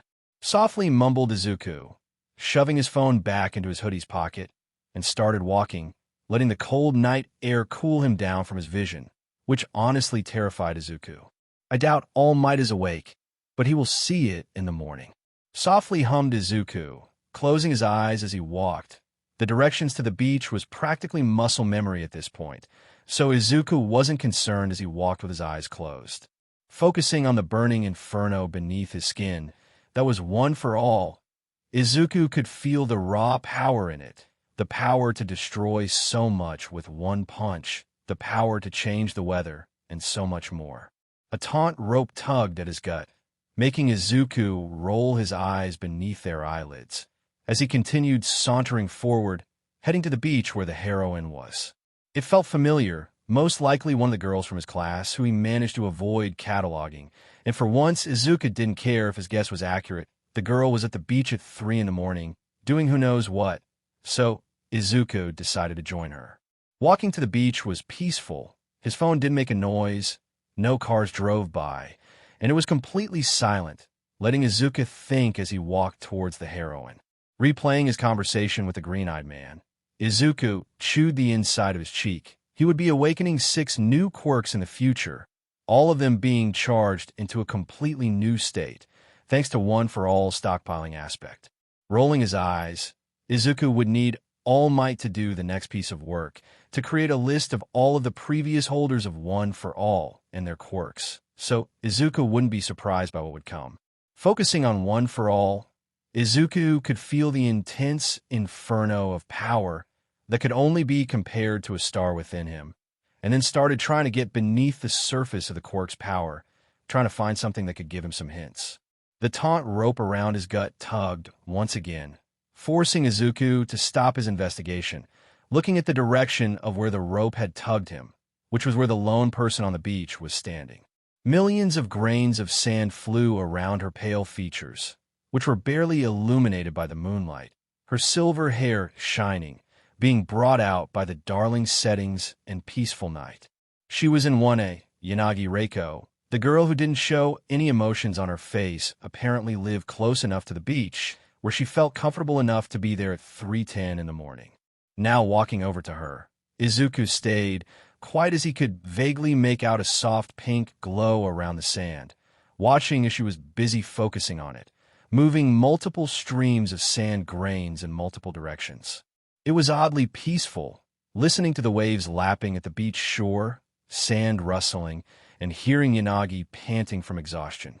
"I wouldn't have expected you to be up so early," slowly commented Izuku, blanching as a stream of sand shot towards him, forcing Izuku to scrabble backwards, the sand freezing just before it would have hit his face. "I'm Midoriya Izuku. I'm in your class." Awkwardly greeted Izuku. He was a bit too tired to stammer. Dating Sims was definitely helping him in that department. It was nice not having to stutter his way through a conversation. Yanagi took a moment, looking at Izuku in confusion, as she pulled the sand away from Izuku, letting it fall back down in a heap on the beach, while trying to remember him. She nodded at Izuku, recalling who Izuku was, and knew for a fact that he was in her class. Yanagi Reiko softly introduced the girl, bringing her elbows up to her chest and letting her hands dangle slightly, looking like an ancient zombie from some videos Izuku had seen. "I wasn't aware that you had difficulty sleeping as well," calmly noted Yanagi, not a hint of emotion on her voice, as time came to a standstill for Izuku, making him roll his eyes. I just like the silence. B. Just had a bad dream. C. I'm a night owl. D. How could I even think of sleeping when I'm near such a pretty girl?" Izuku took a minute to think. His quirks were slowly damaging him. It was a case of the hardware. His body couldn't keep up with the strain the software his quirks was putting on him. Chewing on the inside of his cheek, Izuku scanned over his options, deciding that maybe he should just go with it. Maybe it was okay to make a fool of himself every now and then. How could I even think of sleeping when I'm near such a pretty girl? Curiously asked Izuku, winking at Yanagi as the green-haired teen sat down on the sand, bringing his knees up to his chest while he winked at the girl. "What are you doing up so late? Or is it early?" Confusedly mumbled Izuku. He wasn't sure when it started becoming late in the night or early in the morning, but it seemed appropriate to ask. For once, the confidence dating sims gave him didn't surface. This time, it was all Izuku. I cannot claim to understand why you flirt with me, but I appreciate your kind words, Midoriya. Idly answered Yanagi, slowly shuffling over to Izuku, sitting down on the sand nearby. A solid foot away from him, though, but she seemed comfortable. You know, you're the first person to ask a question I've been pondering. Amusedly commented Yanagi. Izuku took a moment to look at her. Her face was still completely neutral, but Izuku could see a smiling tugging at her cheeks. Because of your idle chatter, you've gained Yanagi Reiko's interest. Yanagi Reiko, route unlocked. Yanagi Reiko. Spooky story fan, relationship. Midnight companion. 0 out of 100 description. Yanagi Reiko, a fan of all things spooky and things that go bump in the night. She loves it when her heart starts pounding in excitement and fear. So perhaps you can become the thing that makes her heart start pounding whenever she sees you. Great minds think alike, as they say. Softly chuckled Izuku, smiling at Yanagi, as he lazily started pulling upon the power of One for All, trying to at least get a feel for the quirk. So, what are you doing out so late? Curiously questioned Izuku. He had seen Yanagi using her quirk, but he was curious to know what her quirk was, though he did know some of the basic aspects of her powers. Quirk training. Mine is called Poltergeist. It allows me to manipulate anything nearby, as long as its weight is equal to or less than 62 kg/137 pounds. Robotically explained Yanagi, watching as Izuku's right hand was twitching about, as if he was writing something down, making her raise a brow. What are you doing? Curiously questioned Yanagi, looking at Izuku's right hand, as it was acting as if he was writing an essay. Confusedly gawked Izuku, looking at his right hand, seeing it randomly moving about as if he was writing something down, as his mind clicked, realizing what he was doing. Sorry. I have a habit of taking down notes on people's quirks. Guess I'm starting to do this now, whenever someone talks about their. Embarrassedly chuckled Izuku, bringing up his right hand to his neck and slowly started rubbing it, while his face started heating up. She thinks you're cute for your weird habits. +10 relationship with Yanagi Reiko. I won't tell anyone about your quirk. Slyly informed Yanagi, causing Izuku to blink slowly, watching Yanagi smile at her own pun, making Izuku snort like a pig. That's a good one, honestly admitted Izuku, taking a brief second to look upwards, pointing up at the crescent moon that was clear in the sky, and it was peaceful as no two nights had the same moon. Each night had a different moon in a sense, since each was appealing, but only so much of it was revealed. The moon is probably the second most appealing things here. Gently huffed Izuku, looking at Yanagi and winking at her, making the girl snort a second later, as both teens realized how cheesy it was. One attempt. She actually liked how cheesy it was. +12 relationship with Yanagi Reiko. No two nights had the same shaped moon. It was the same with people. No two people were absolutely identical, and that sadly meant Izuku was no All Might. It was a somewhat sad split-second realization for the emerald-eyed teen, quickly morphing his newly forming frown into a grin as his eyes landed on the silver-haired girl. When the sports festival is here, I'll tell the world that I am here, the successor of All Might, and I'll prove to everyone by being my own sort of hero. Determinedly decided Izuku. He would still be the hero he dreamed of being, but he would do it his own way, especially when all of the quirks within him will be awakening. I'll need All Might to tell me what the quirks of the previous users were. Mentally noted Izuku. The bare bones of a plan had started forming in his head, a quick pace and solid fighting style that he would create. Do you want to do some training before we have to start getting ready for school? Interestedly questioned Yanagi, only receiving a nod from Izuku, as he pushed himself off of the sand, green sparks leaping from his body. Do you think you can keep up with me? Confidently asked Izuku, shifting his stance, before immediately being knocked over by a wave of sand rushing up his left leg, forcing a mouthful of sand into Izuku's mouth. Never mind, awkwardly mumbled Izuku, realizing that he was in fact out of his element, since Yanagi could manipulate a lot of sand. Time skip. Izuku's head slammed onto his desk.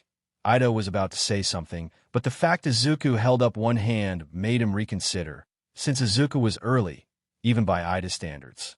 It had only turned 7:30, meaning there was still an hour until homeroom would even start, and so far it was only Izuku and Ida in the class, as well as a yellow sleeping bag beneath Aizawa's desk. Problem child, go to the nurse's office. The yellow oaf has made an appointment for you, after what you've said. Loudly grumbled Aizawa. In other words, All Might had spoken to Recovery Girl, and now Izuku needed to go get some tests done. Yellow oaf has also gotten you the list you asked for. Idly added on Aizawa. Izuku wouldn't lie.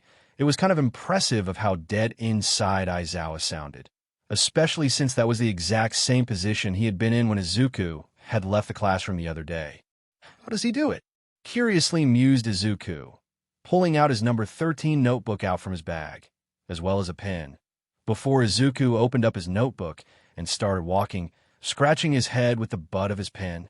Okay, distractedly mumbled Izuku, beginning to write down what he could recall about Yanagi's quirk, since Izuku didn't even have to try and remember what vestiges it said. It was nice that All Might had been able to do everything so quickly for him. Izuku would admit that he never expected his life to become so hectic, and he still had to tell his mother about dating sims and One for All. But that was a problem for future Izuku. Making his way through the deserted hallways of Yuda, Izuku was busy scribbling down what he knew about Yanagi's quirk, what her limits were, while writing down various questions. Can she lift as many objects as she wants, as long as they weigh less than her limit? Interestedly questioned Izuku, a warm breeze blowing against his face, making Izuku look up at the source, already knowing exactly where the heroine was. May, loudly gasped Izuku. He hadn't expected May to be here so early. He didn't get to see her yesterday, but it was a welcome surprise. You really don't care about formalities, do you? +7 relationship with handsome May. I see you. You're in quickly. To the support room. Excitedly squealed May, throwing herself at Izuku, her hands squeezing Izuku's biceps, as if she was curious about them, unaware that she was making Izuku blush. I can't, meekly mumbled Izuku, putting his pen in his notebook and closing it up, only for May to snap it away a second later, rapidly flickering through the contents of the notebook before a grin started forming on her face. I have to go to Recovery Girl, so could I have my notebook back? Kindly asked Izuku, holding out his right hand, since May had zero reason to keep his notebook. She wasn't a bully, she was just weird. Nope, simply answered May, popping the P as she did so, grinning at Izuku as she gently put it into the hem of her skirt without a care in the world, forcing Izuku to look away as quickly as he could, since May wasn't the sort of girl to wear tights, and Izuku knew hell would be raised if he saw anything. Then the click in his head appeared. Photo added to gallery. The accidental flash. Just hand it back to me at lunch. I need to run. Awkwardly huffed Izuku, his face still beet red. Izuku didn't waste a second in turning around from May, and stiffly started walking away from May, heading towards Recover Girl's office. She found a fact you didn't say anything about seeing her underwear choice nice. +20 relationship with May. Izuku could not have ran faster if he tried. That was the thing about seeing something you shouldn't have. You knew. You would be in trouble if you mentioned it. Time skip. You're right. Grimly concluded Recovery Girl. The entire examination procedure had only taken 40 minutes in total, and only 5 for all of the results to be printed and made sense of, though Izuku wouldn't lie. It had felt like hours. More quirk factors are appearing in your cells. So far, there's enough quirk factor in each of your cells to make it seems like 4 quirks have already formed, meaning there's still 4 left. Idly explained Recovery Girl. 2 of the quirk factors had been identified in an instant, One for All and dating sims. But that was the good news. Young Midoriya, I'll hand you the notebook after this.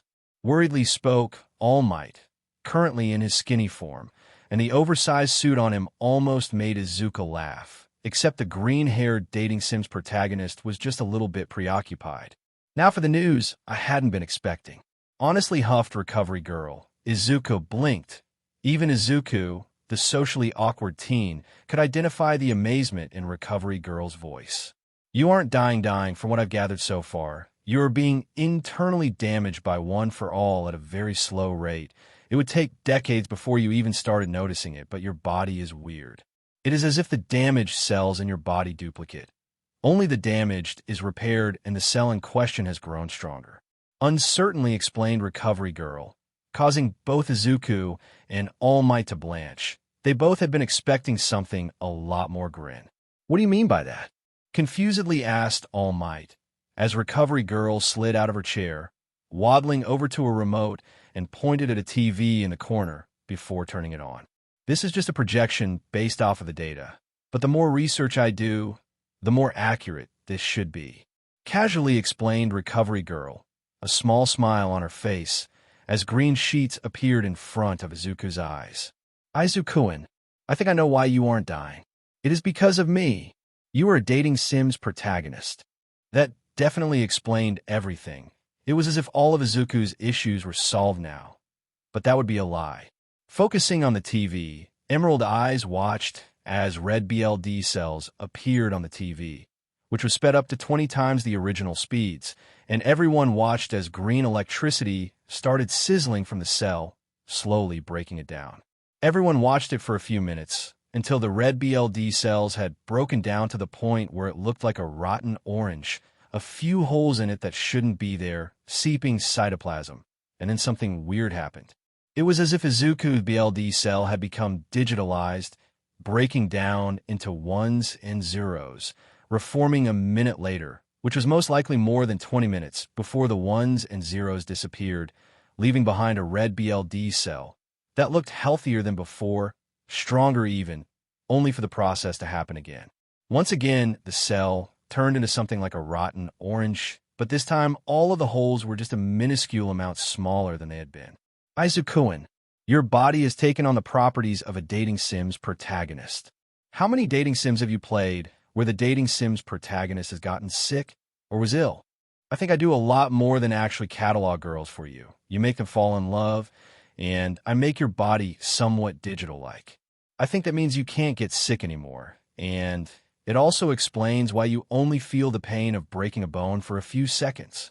It will take time, but I think eventually you'll be immune to the decay effect One for All is having on you. That makes a lot more sense now. Exasperatedly sighed Izuku. It would most likely take a few years before he is completely immune to the decay effect, but Izuku could live with it. Then the bell signifying the start of homeroom happened, and Izuku realized that he was late. He was going to be so late that it wasn't even going to be funny. Time skip. Midoriya, what time do you call this? Dryly questioned Aizawa, snapping close his registration book, taking note of everyone who was in, which was everyone, and Izuku couldn't help but roll his eyes. Aizawa already knew this. Luckily, Izuku had the notebook All Might had made in his right hand, and the green-hair dating Sims protagonist was so looking forward to it when he had time. Staring at his teacher, both were silent, but knew why Izuku was late, and Aizawa was doing this to get a rise out of Izuku. Let's make an excuse. A. Sorry, sir, but I got lost on the road of life. B. A black cat crossed my shadow on the way here, so I had to take long a way around. C. 8:37. D. I was with Recovery Girl. I broke a finger. Izuku was fairly certain he had heard the first excuse from Sho when he had been younger. The second would make everyone believe he was superstitious. The third could be seen as defiant, and the fourth was the closest one to the truth. But Izuku at least wanted to get back at Aizawa for calling him out, since the man who looked as if he lived beside a dumpster knew what was up. So Izuku picked, sorry sir, but I got lost on the road of life. Apologetically huffed Izuku, shrugging his shoulders while giving a slight bow, doing his best to look nonchalant about the whole ordeal, while sauntering towards his seat. I'm so dead later, easily concluded Izuku, sitting down on his seat, well aware of the fact that everyone was looking at him, some in annoyance and others in respect. Such nonchalance. They find that cool. +3 relationship with every girl present. Izuku's eyes met Aizawa's eyes. His black eyes stared into Izuku's emerald green, completely devoid of all happiness and anger, which was frankly quite intimidating, but what was worse was the fact that Aizawa just looked disappointed. Slowly curling up on his seat, Izuku gulped audibly, seeing that Aizawa was slowly smiling. And it wasn't a nice smile either. It was a creepy one that promised Izuku pain. We're working in pairs for this. You can choose who you work with, except the problem child and Yaoyorozu. You two will work together. Idly ordered Aizawa, making some of the students snigger at the fact Izuku had been singled out. Izuku blanched as everyone started getting up and making their way over to someone else's desk, and Izuku honestly didn't know what he was supposed to do. So the green-haired dating Sims protagonist gathered his pencil case and a copy, just in case he would need them. Green eyes landed on Yaoyorozu, the girl who had the lowest relationship with him, which was sort of a blessing, but also something that could be a nuisance. Yaoyorozu's eyes landed on Izuku, as the shorter boy awkwardly shuffled through the room, avoiding anyone who could have bumped into him with ease. All the while Izuku's face remained completely impassive, as the dating Sims protagonist was trying to figure something out. It wasn't anything selfless, more so selfish. Izuku just wanted to be friends with the people in his class, without dragging half of the class into a love drama. If I include me, the source of the drama, that means a total of 10 people in the possible love drama I could theoretically start.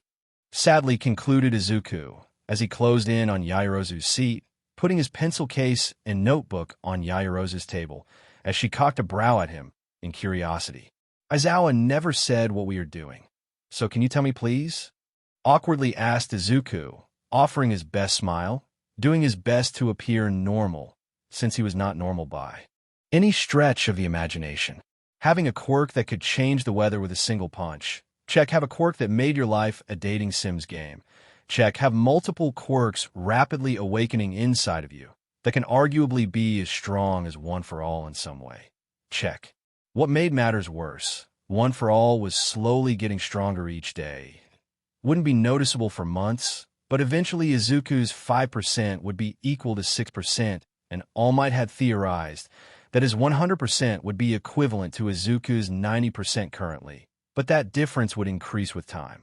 Ah yes, Aizawa wants us to get to know each other, since we'll be having a heroic training exercise after break. Happily explained Yaoyorozu, looking at Izuku, whose eyes were slowly shining in glee for some reason. That means talking about our quirks. You can go first if you like. Politely added Yaoyorozu, who was utterly confused by the fact Izuku looked giddy when she mentioned quirk. My quirk is energy stockpiling. I slowly stockpile energy in my body, which I can use to enhance myself with. It gets stronger by itself over time, but my body has to be trained regularly in order to handle a mere fraction of its power. Hurriedly explained Izuku, that was basically One for All, a stockpile quirk that did get stronger over time. Now all I have to do is explain each quirk as they come up. Logically concluded Izuku, which should hopefully be easy enough to explain, especially if they were energy-based. My quirk is creation.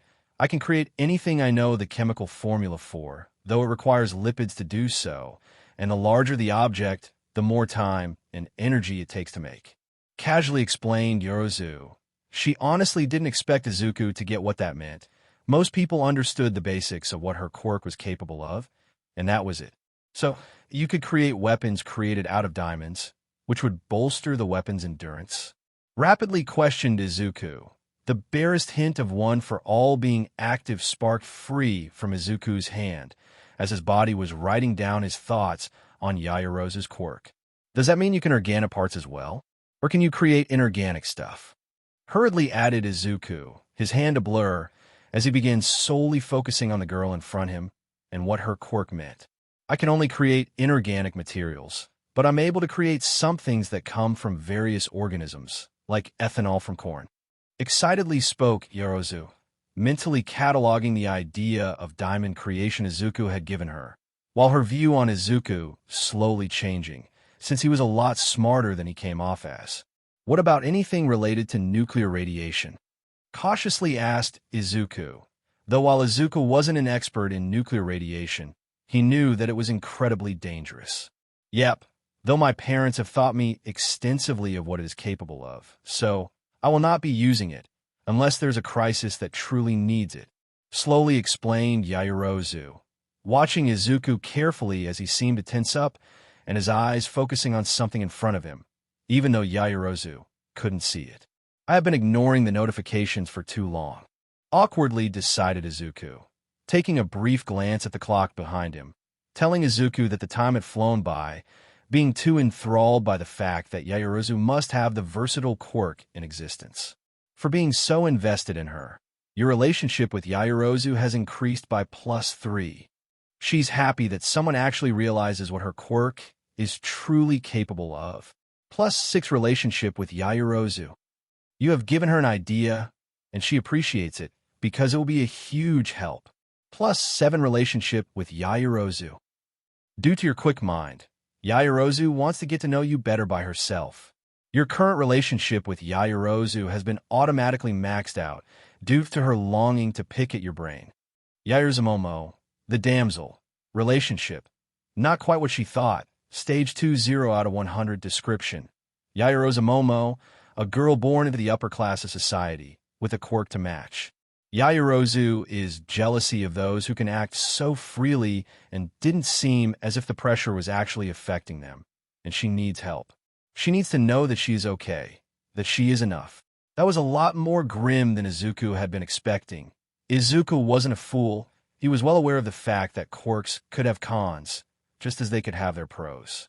Some people suffered from quirk addictions, which was when a person's quirk forced them to do stuff they wouldn't normally do. An example would be someone with a vampire-like quirk going on a rampage due to the lack of BLD intake. But it seemed as if the pressure was coming from her parents instead, which made the situation a bit more delicate. Since this wasn't something Izuku could solve with a punch, it would require something more delicate. Green eyes lighted up. Izuku knew he would most likely regret this. Not because he didn't want to do this, but there was a large possibility that Yaoyorozu could develop a crush on him. Izuku would help her, or break down in tears trying, and Izuku wasn't certain which one was more likely to happen. Time skip. Idly looking at the rice on his plate, Izuku was trying to feel excited for the next class, which was something to do with actually heroics training, but Izuku simply find the urge, since there was a more immediate issue, where he would sit. Green eyes darted across the cafeteria, trying to identify somewhere he could sit, somewhere where there would be no heroine to catalog, since Izuku could feel a good few heroines he had and hadn't cataloged yet in the cafeteria, and the number was a lot higher than he had been expecting. 11 heroines in total were in the cafeteria. Midoriya, have a seat over here, boisterously shouted Ida, not aware of the fact that Izuku had purposely tried not to sit there, since both Ochaco and Yaoyorozu was sitting there as well. And if Izuku was correct, there was room for more people as well. It seems he hasn't heard me. I shall go over to him and ask, since it is quite loud in the cafeteria. Cheerfully announced Ida, oblivious to the fact that Izuku was slowly dying inside, since a lot of people were slowly looking at him. It was as if the Grim Reaper was coming towards him. Izuku didn't know why, but he instinctively knew that this lunch break would feel a lot longer than it had any right of being. Robotically, Ida marched over to Izuku and started to gently guide his green-haired friend towards the table, smiling as he did so, since Ida was happy to have such friends. Ida has to learn how to read a person's mood. Immediately decided Izuku, well aware of the fact that he might be smiling. It wasn't because he was happy, it was from the fact he was still trying to comprehend how oblivious Ida was. Hello Yaoyorozu, Ochaco, and Ida. Thank you for inviting me. Politely greeted Izuku, giving a small bow towards his friends. All that was missing was Itsuka, and then he would have had all his friends at the same table. There is no need for thanks, Midoriya. You are a friend, so of course I shall help you. Pleasantly informed Ida, shuffling around. So Izuku was sitting beside Yaoyorozu and Ochaco, while Ida sat on the opposite side of the table, smiling as if he had done something impressive. Oh yeah, Ida call me Izuku. We are friends after all. You too, Momo. Idly commented Izuku, his mind catching up to what he had just said, and Izuku wanted nothing more than to slam his head on the table and disappear. Why do I not think before I talk? Mentally berated Izuku, his green eyes catching sight of both Momo and Tenya. both of whom looked somewhat surprised by the request. For being so casual, plus 5 charm. Charm, 30 intelligence, 14 aura. 44 his stats were getting a lot higher, yet they were clearly lopsided. Izuku, I am honored that you think we are such good friends. I shall gladly use your name, and you have to do the same, proudly declared Tenya, his arms swinging around wildly, which Izuku assumed to be some habit in order to express his emotions. Plus 3 relationship with Momo. Ahem. What do you think our first heroic training class will consist of? Curiously questioned Momo, smiling at her group of friends, with a small blush on her face, which was most definitely from embarrassment. Izuku would have loved nothing more than to answer Momo's question, even if it was to distract him from the amount of heroines nearby. But a notebook hovering in front of his face made him pause, as well as something soft resting against the back of his head. Slowly blinking, Izuku realized it was his notebook that Hatsum had borrowed from him, and now that it was in front of him, it meant she was done with it. Then Izuku's teenage brain concluded what the large, soft things behind his head were. Bub. Mentally decided Izuku. There was no other logical explanation for it. Tenya looked a bit embarrassed. Ochaco just blanched, and Momo looked confused, and surprisingly, Izuku wasn't a bubbling mess. Thanks for returning my notebook, Hatsum. Calmly noted Izuku. The green-haired dating Sims protagonist was on autopilot, having not expected for something like this to happen, especially what he saw earlier from the girl. How did you know it was me? Childishly whined Hatsum. The world came to a standstill, as multiple choices on how to answer that question came up, and Izuku was grateful for some time to process what had just happened. A. Your bub were a good giveaway. B. I can smell oil off of you, and you're the only support course student I know. C. How could I forget you, May? D. I remembered you borrowing my notebook early. The first choice was arguably the worst, since it would make Izuku look like Mineta, which was worse than being a Deku. The second choice was logical, since Izuku did smell oil off of her, as well as some smoke. The third choice was actually pretty decent. It was smooth, and it would definitely get a reaction out of her, but it would mean using her given name without permission. Lastly, the fourth option, it was just bland. The fourth option is likely not to increase my relationship with Hatsum. Immediately decided Izuku, taking a moment to turn around while everyone else was frozen, and took a look at May, who was leaning over the back of the seat, resting where he was. She was smiling. Her yellow eyes sparkled in excitement at something, while she balanced her tray with her left hand and dangled the notebook with her right hand. She was pretty. It was something every heroine had in common. But Hatsum was arguably the one who would stand out the most compared to the ones Izuku had already cataloged. A plain black tank top was covering her upper body, bits and pieces of grease and oil covering her tank top and arms, with her workshop overalls tied casually around her waist, which the overalls were quite baggy while covering her legs, and some safety goggles on her head.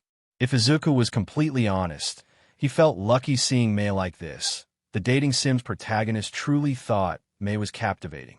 How could I forget you, May? Rhetorically asked Izuku. His eyes only closed for a brief second, but the moment Izuku opened up his eyes, he was back in the place where he had been before time froze over. That was pretty smooth. Plus 4 charm and aura. For using your head, your intelligence had increased. Plus 5 intelligence. You made her blush. Plus 7 relationship with May. Everyone went silent. Now that Izuku realized it, a lot of people had actually went silent, and Izuku could clearly hear a lack of noise in the cafeteria of all places, which was a bit concerning. Titling his head to the side in confusion, Izuku was doing his best to fight down a blush, while May awkwardly dropped Izuku's notebook into his lap as she slowly made her way towards Tenya and sat opposite Izuku. Noise erupted in the cafeteria. A lot of people simply didn't care about what had just happened, but people stared over at the table where Izuku was sitting and was eyeing the green-haired teen. Meanwhile, the table where Izuku was sitting, it was slightly off. Ochaco and Momo were silently communicating with the other via their eyes. May was trying to calm her blushing face, and Tenya was being Tenya. Tenya, you're related to Ingenium, aren't you? Curiously huffed Izuku, purposefully trying to direct the conversation somewhere, As long as it wasn't the awkward silence, Izuku would gladly talk about it. If only Izuku's that luck was actually that good. "Hey Izuku, why do you flirt so much with girls?" inquisitively questioned Ochaco, staring at Izuku, while Tenya slowly lowered his arms, since he was about to happily explain his relationship with the hero Ingenium.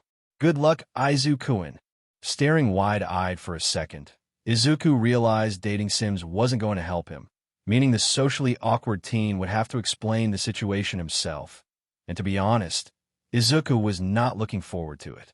Logically speaking, he couldn't tell them that he had 2 quirks, since that was impossible, with the exceptions of Izuku himself and the first one for all users' brother.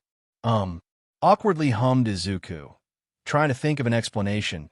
His intelligence, which wasn't linked to dating sims, was failing him, and Izuku would admit he thought he was smarter than the average person. "I don't know," sheepishly admitted Izuku, nervously rubbing the back of his neck and hiding his face as he started tearing into his food, noting the fact that break would be over soon, and he had barely eaten. Not even a second later did the bell ring. Izuku was thanking whatever deity of luck had blessed him for this opportunity to not answer that question, since talking about dating sims would make things awkward. Hurriedly putting his notebook beneath his arm, Izuku easily balanced his plate of food with his left hand, as the teen awkwardly shuffled through the cafeteria, avoiding every other heroine, since Ochaco's words still played on his mind. "Why do you flirt so much with girls?" If Izuku was lucky, by the time the sports festival came around, he wouldn't be known as a Casanova by his classmates, as well as the rest of Japan. Time skip, the male's changing room, a place where TSDRN was mainly rampant, except for when there was barely any males in the class, not even making up the halfway mark. It was fact that the female-to-male ratio in 1A was heavily skewered, 13-7, almost a 2-to-1 ratio. Looking around the changing room, where each male was putting the finishing touch to their hero outfits, Izuku couldn't help but feel as if he was incredibly bland compared to each male. Not that Izuku thought of himself as ugly, average perhaps, maybe a cute sort of average due to his freckles, but despite liking girls, Izuku would admit each of his fellow male classmates were eye-catching. Todoroki Shoto, son of Endeavor, a unique hair color, red and white, as well as a scar over his left eye, and the fact they were different colored eyes was also very interesting. Bakugo Katsuki, a gremlin from hell, loud and proud, definitely had the bad boy personality and was quite explosive while also being one of the smarter people in the class. Kirishima Jiro. Izuku didn't know much about him, but he could tell that Kirishima would be there for you, and was incredibly reliable. It also helped that his hair made people look at him. Kaminari Denki. Unique hair, which matched his quirk. He was also a bit of a playboy as well, a similarity Izuku didn't want to share with the teen. Not that it was bad, but Izuku would rather not be known as a playboy. Ida Tenya, tall, broad, reliable, and knew what it meant to be a hero. He was also the younger brother of a hero, and would stick through your side through thick and thin. Tokoyami Fumikage, the mysterious boy who practically screamed goth and edgelord. He seemed distant, but no doubt would take time to open up, but it would be worth it. Why am I thinking this? Confusedly mused Izuku, shaking his head from side to side, nodding at Tenya as their eyes briefly met. One teen was in a suit of armor, the other was in an outfit his mother made for him. "Midoriya, are you supposed to be a bunny?" Curiously gawked Kirishima, casually lumbering up to Izuku, waving at the green-haired teen as he put the finishing touches to his costume. "No," uncertainly answered Izuku, since he definitely did not intend on his hero outfit to remind someone of a rabbit. Could they not tell it was clearly based off of All Might? "Ah," awkwardly answered Kirishima, an awkward silence filling the male's changing room, since some of the males were curious about reaching out to one another, especially since there was such a large difference in genders. "Izuku, I'm doing you a favor here. So appreciate it. A. You remind me of Crimson Riot. B. Am I the only one getting hard here? C. I think you're the manliest man in the history of manly men." "Quick," mentally berated Izuku. Time hadn't come to a halt this time, making Izuku mentally note the fact it was heroine exclusive and that dating sims apparently had the power to make small talk, small victories it seems. I think you are the manliest man in the history of manly men, amazedly informed Izuku, who was currently beyond embarrassed, and curling up in a hole and forgetting about his life sound more than appealing towards the dating sim's protagonist. +2 charm. Izuku twitched, something that was warranted in the grand scale of things, considering Kirishima looked as if he had been given a puppy and loved the thing at first contact. Kirishima merely nodded at Izuku, obviously too emotional to speak at the moment, which Izuku was grateful for, since everyone besides Tenya was giving him an odd look. Title unlocked. Manly bro. You're a manly man? You're also Kirishima's best bro. Achievement unlocked. Bros. Get yourself a bro. X2 relationship increase with Mina. Bro. I know we just met, but if you need anything, don't be afraid to contact me. Sincerely choked out Kirishima, handing Izuku a piece of paper that had the redhead's phone number on it, and Izuku squinted. Kirishima did not have that in his hand a second ago. Bravo, Izuku. You're truly someone I aspire to be like. Being able to touch the hearts of those around you. Truly a trait any hero should have. Proudly announced Tenya, walking over to Izuku and Kirishima, with resolve clear in his eyes, despite them being hidden behind a helmet.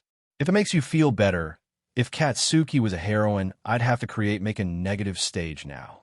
Sheesh, he practically screams, danger, if I break a bone, then maybe I can leave.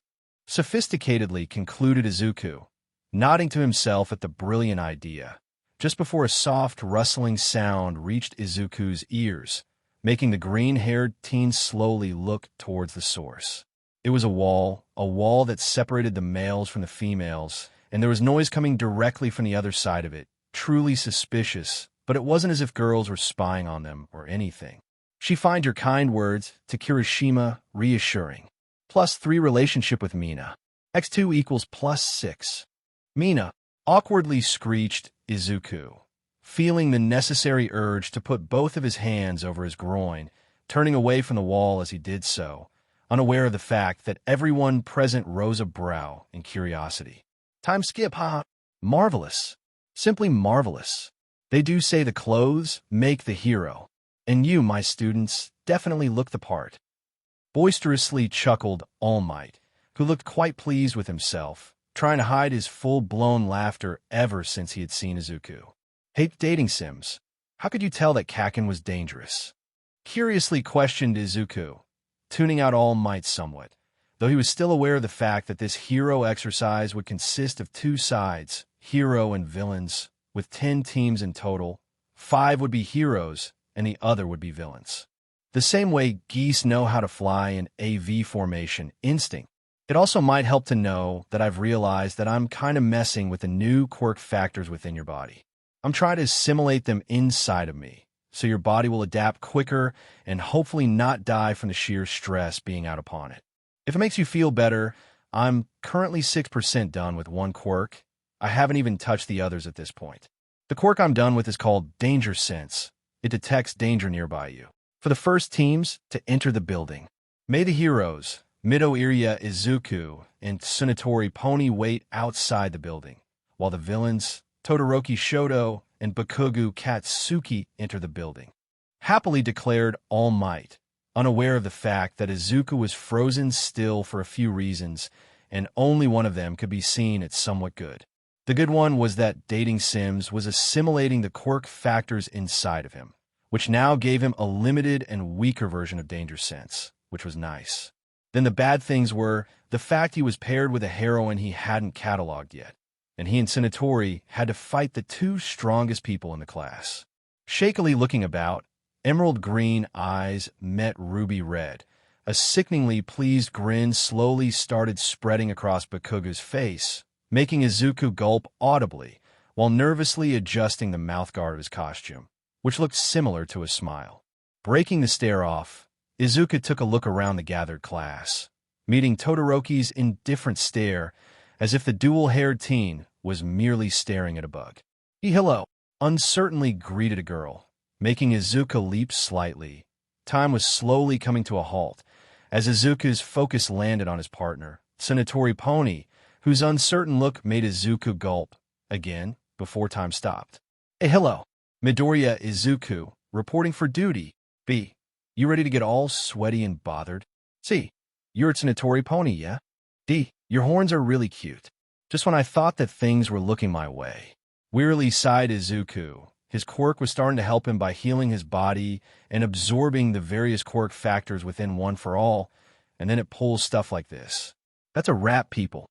As you can see, I'm sticking with what the manga says about One for All users having an original quirk along with OFA, which slowly kills them due to the strain on the body, or something like that.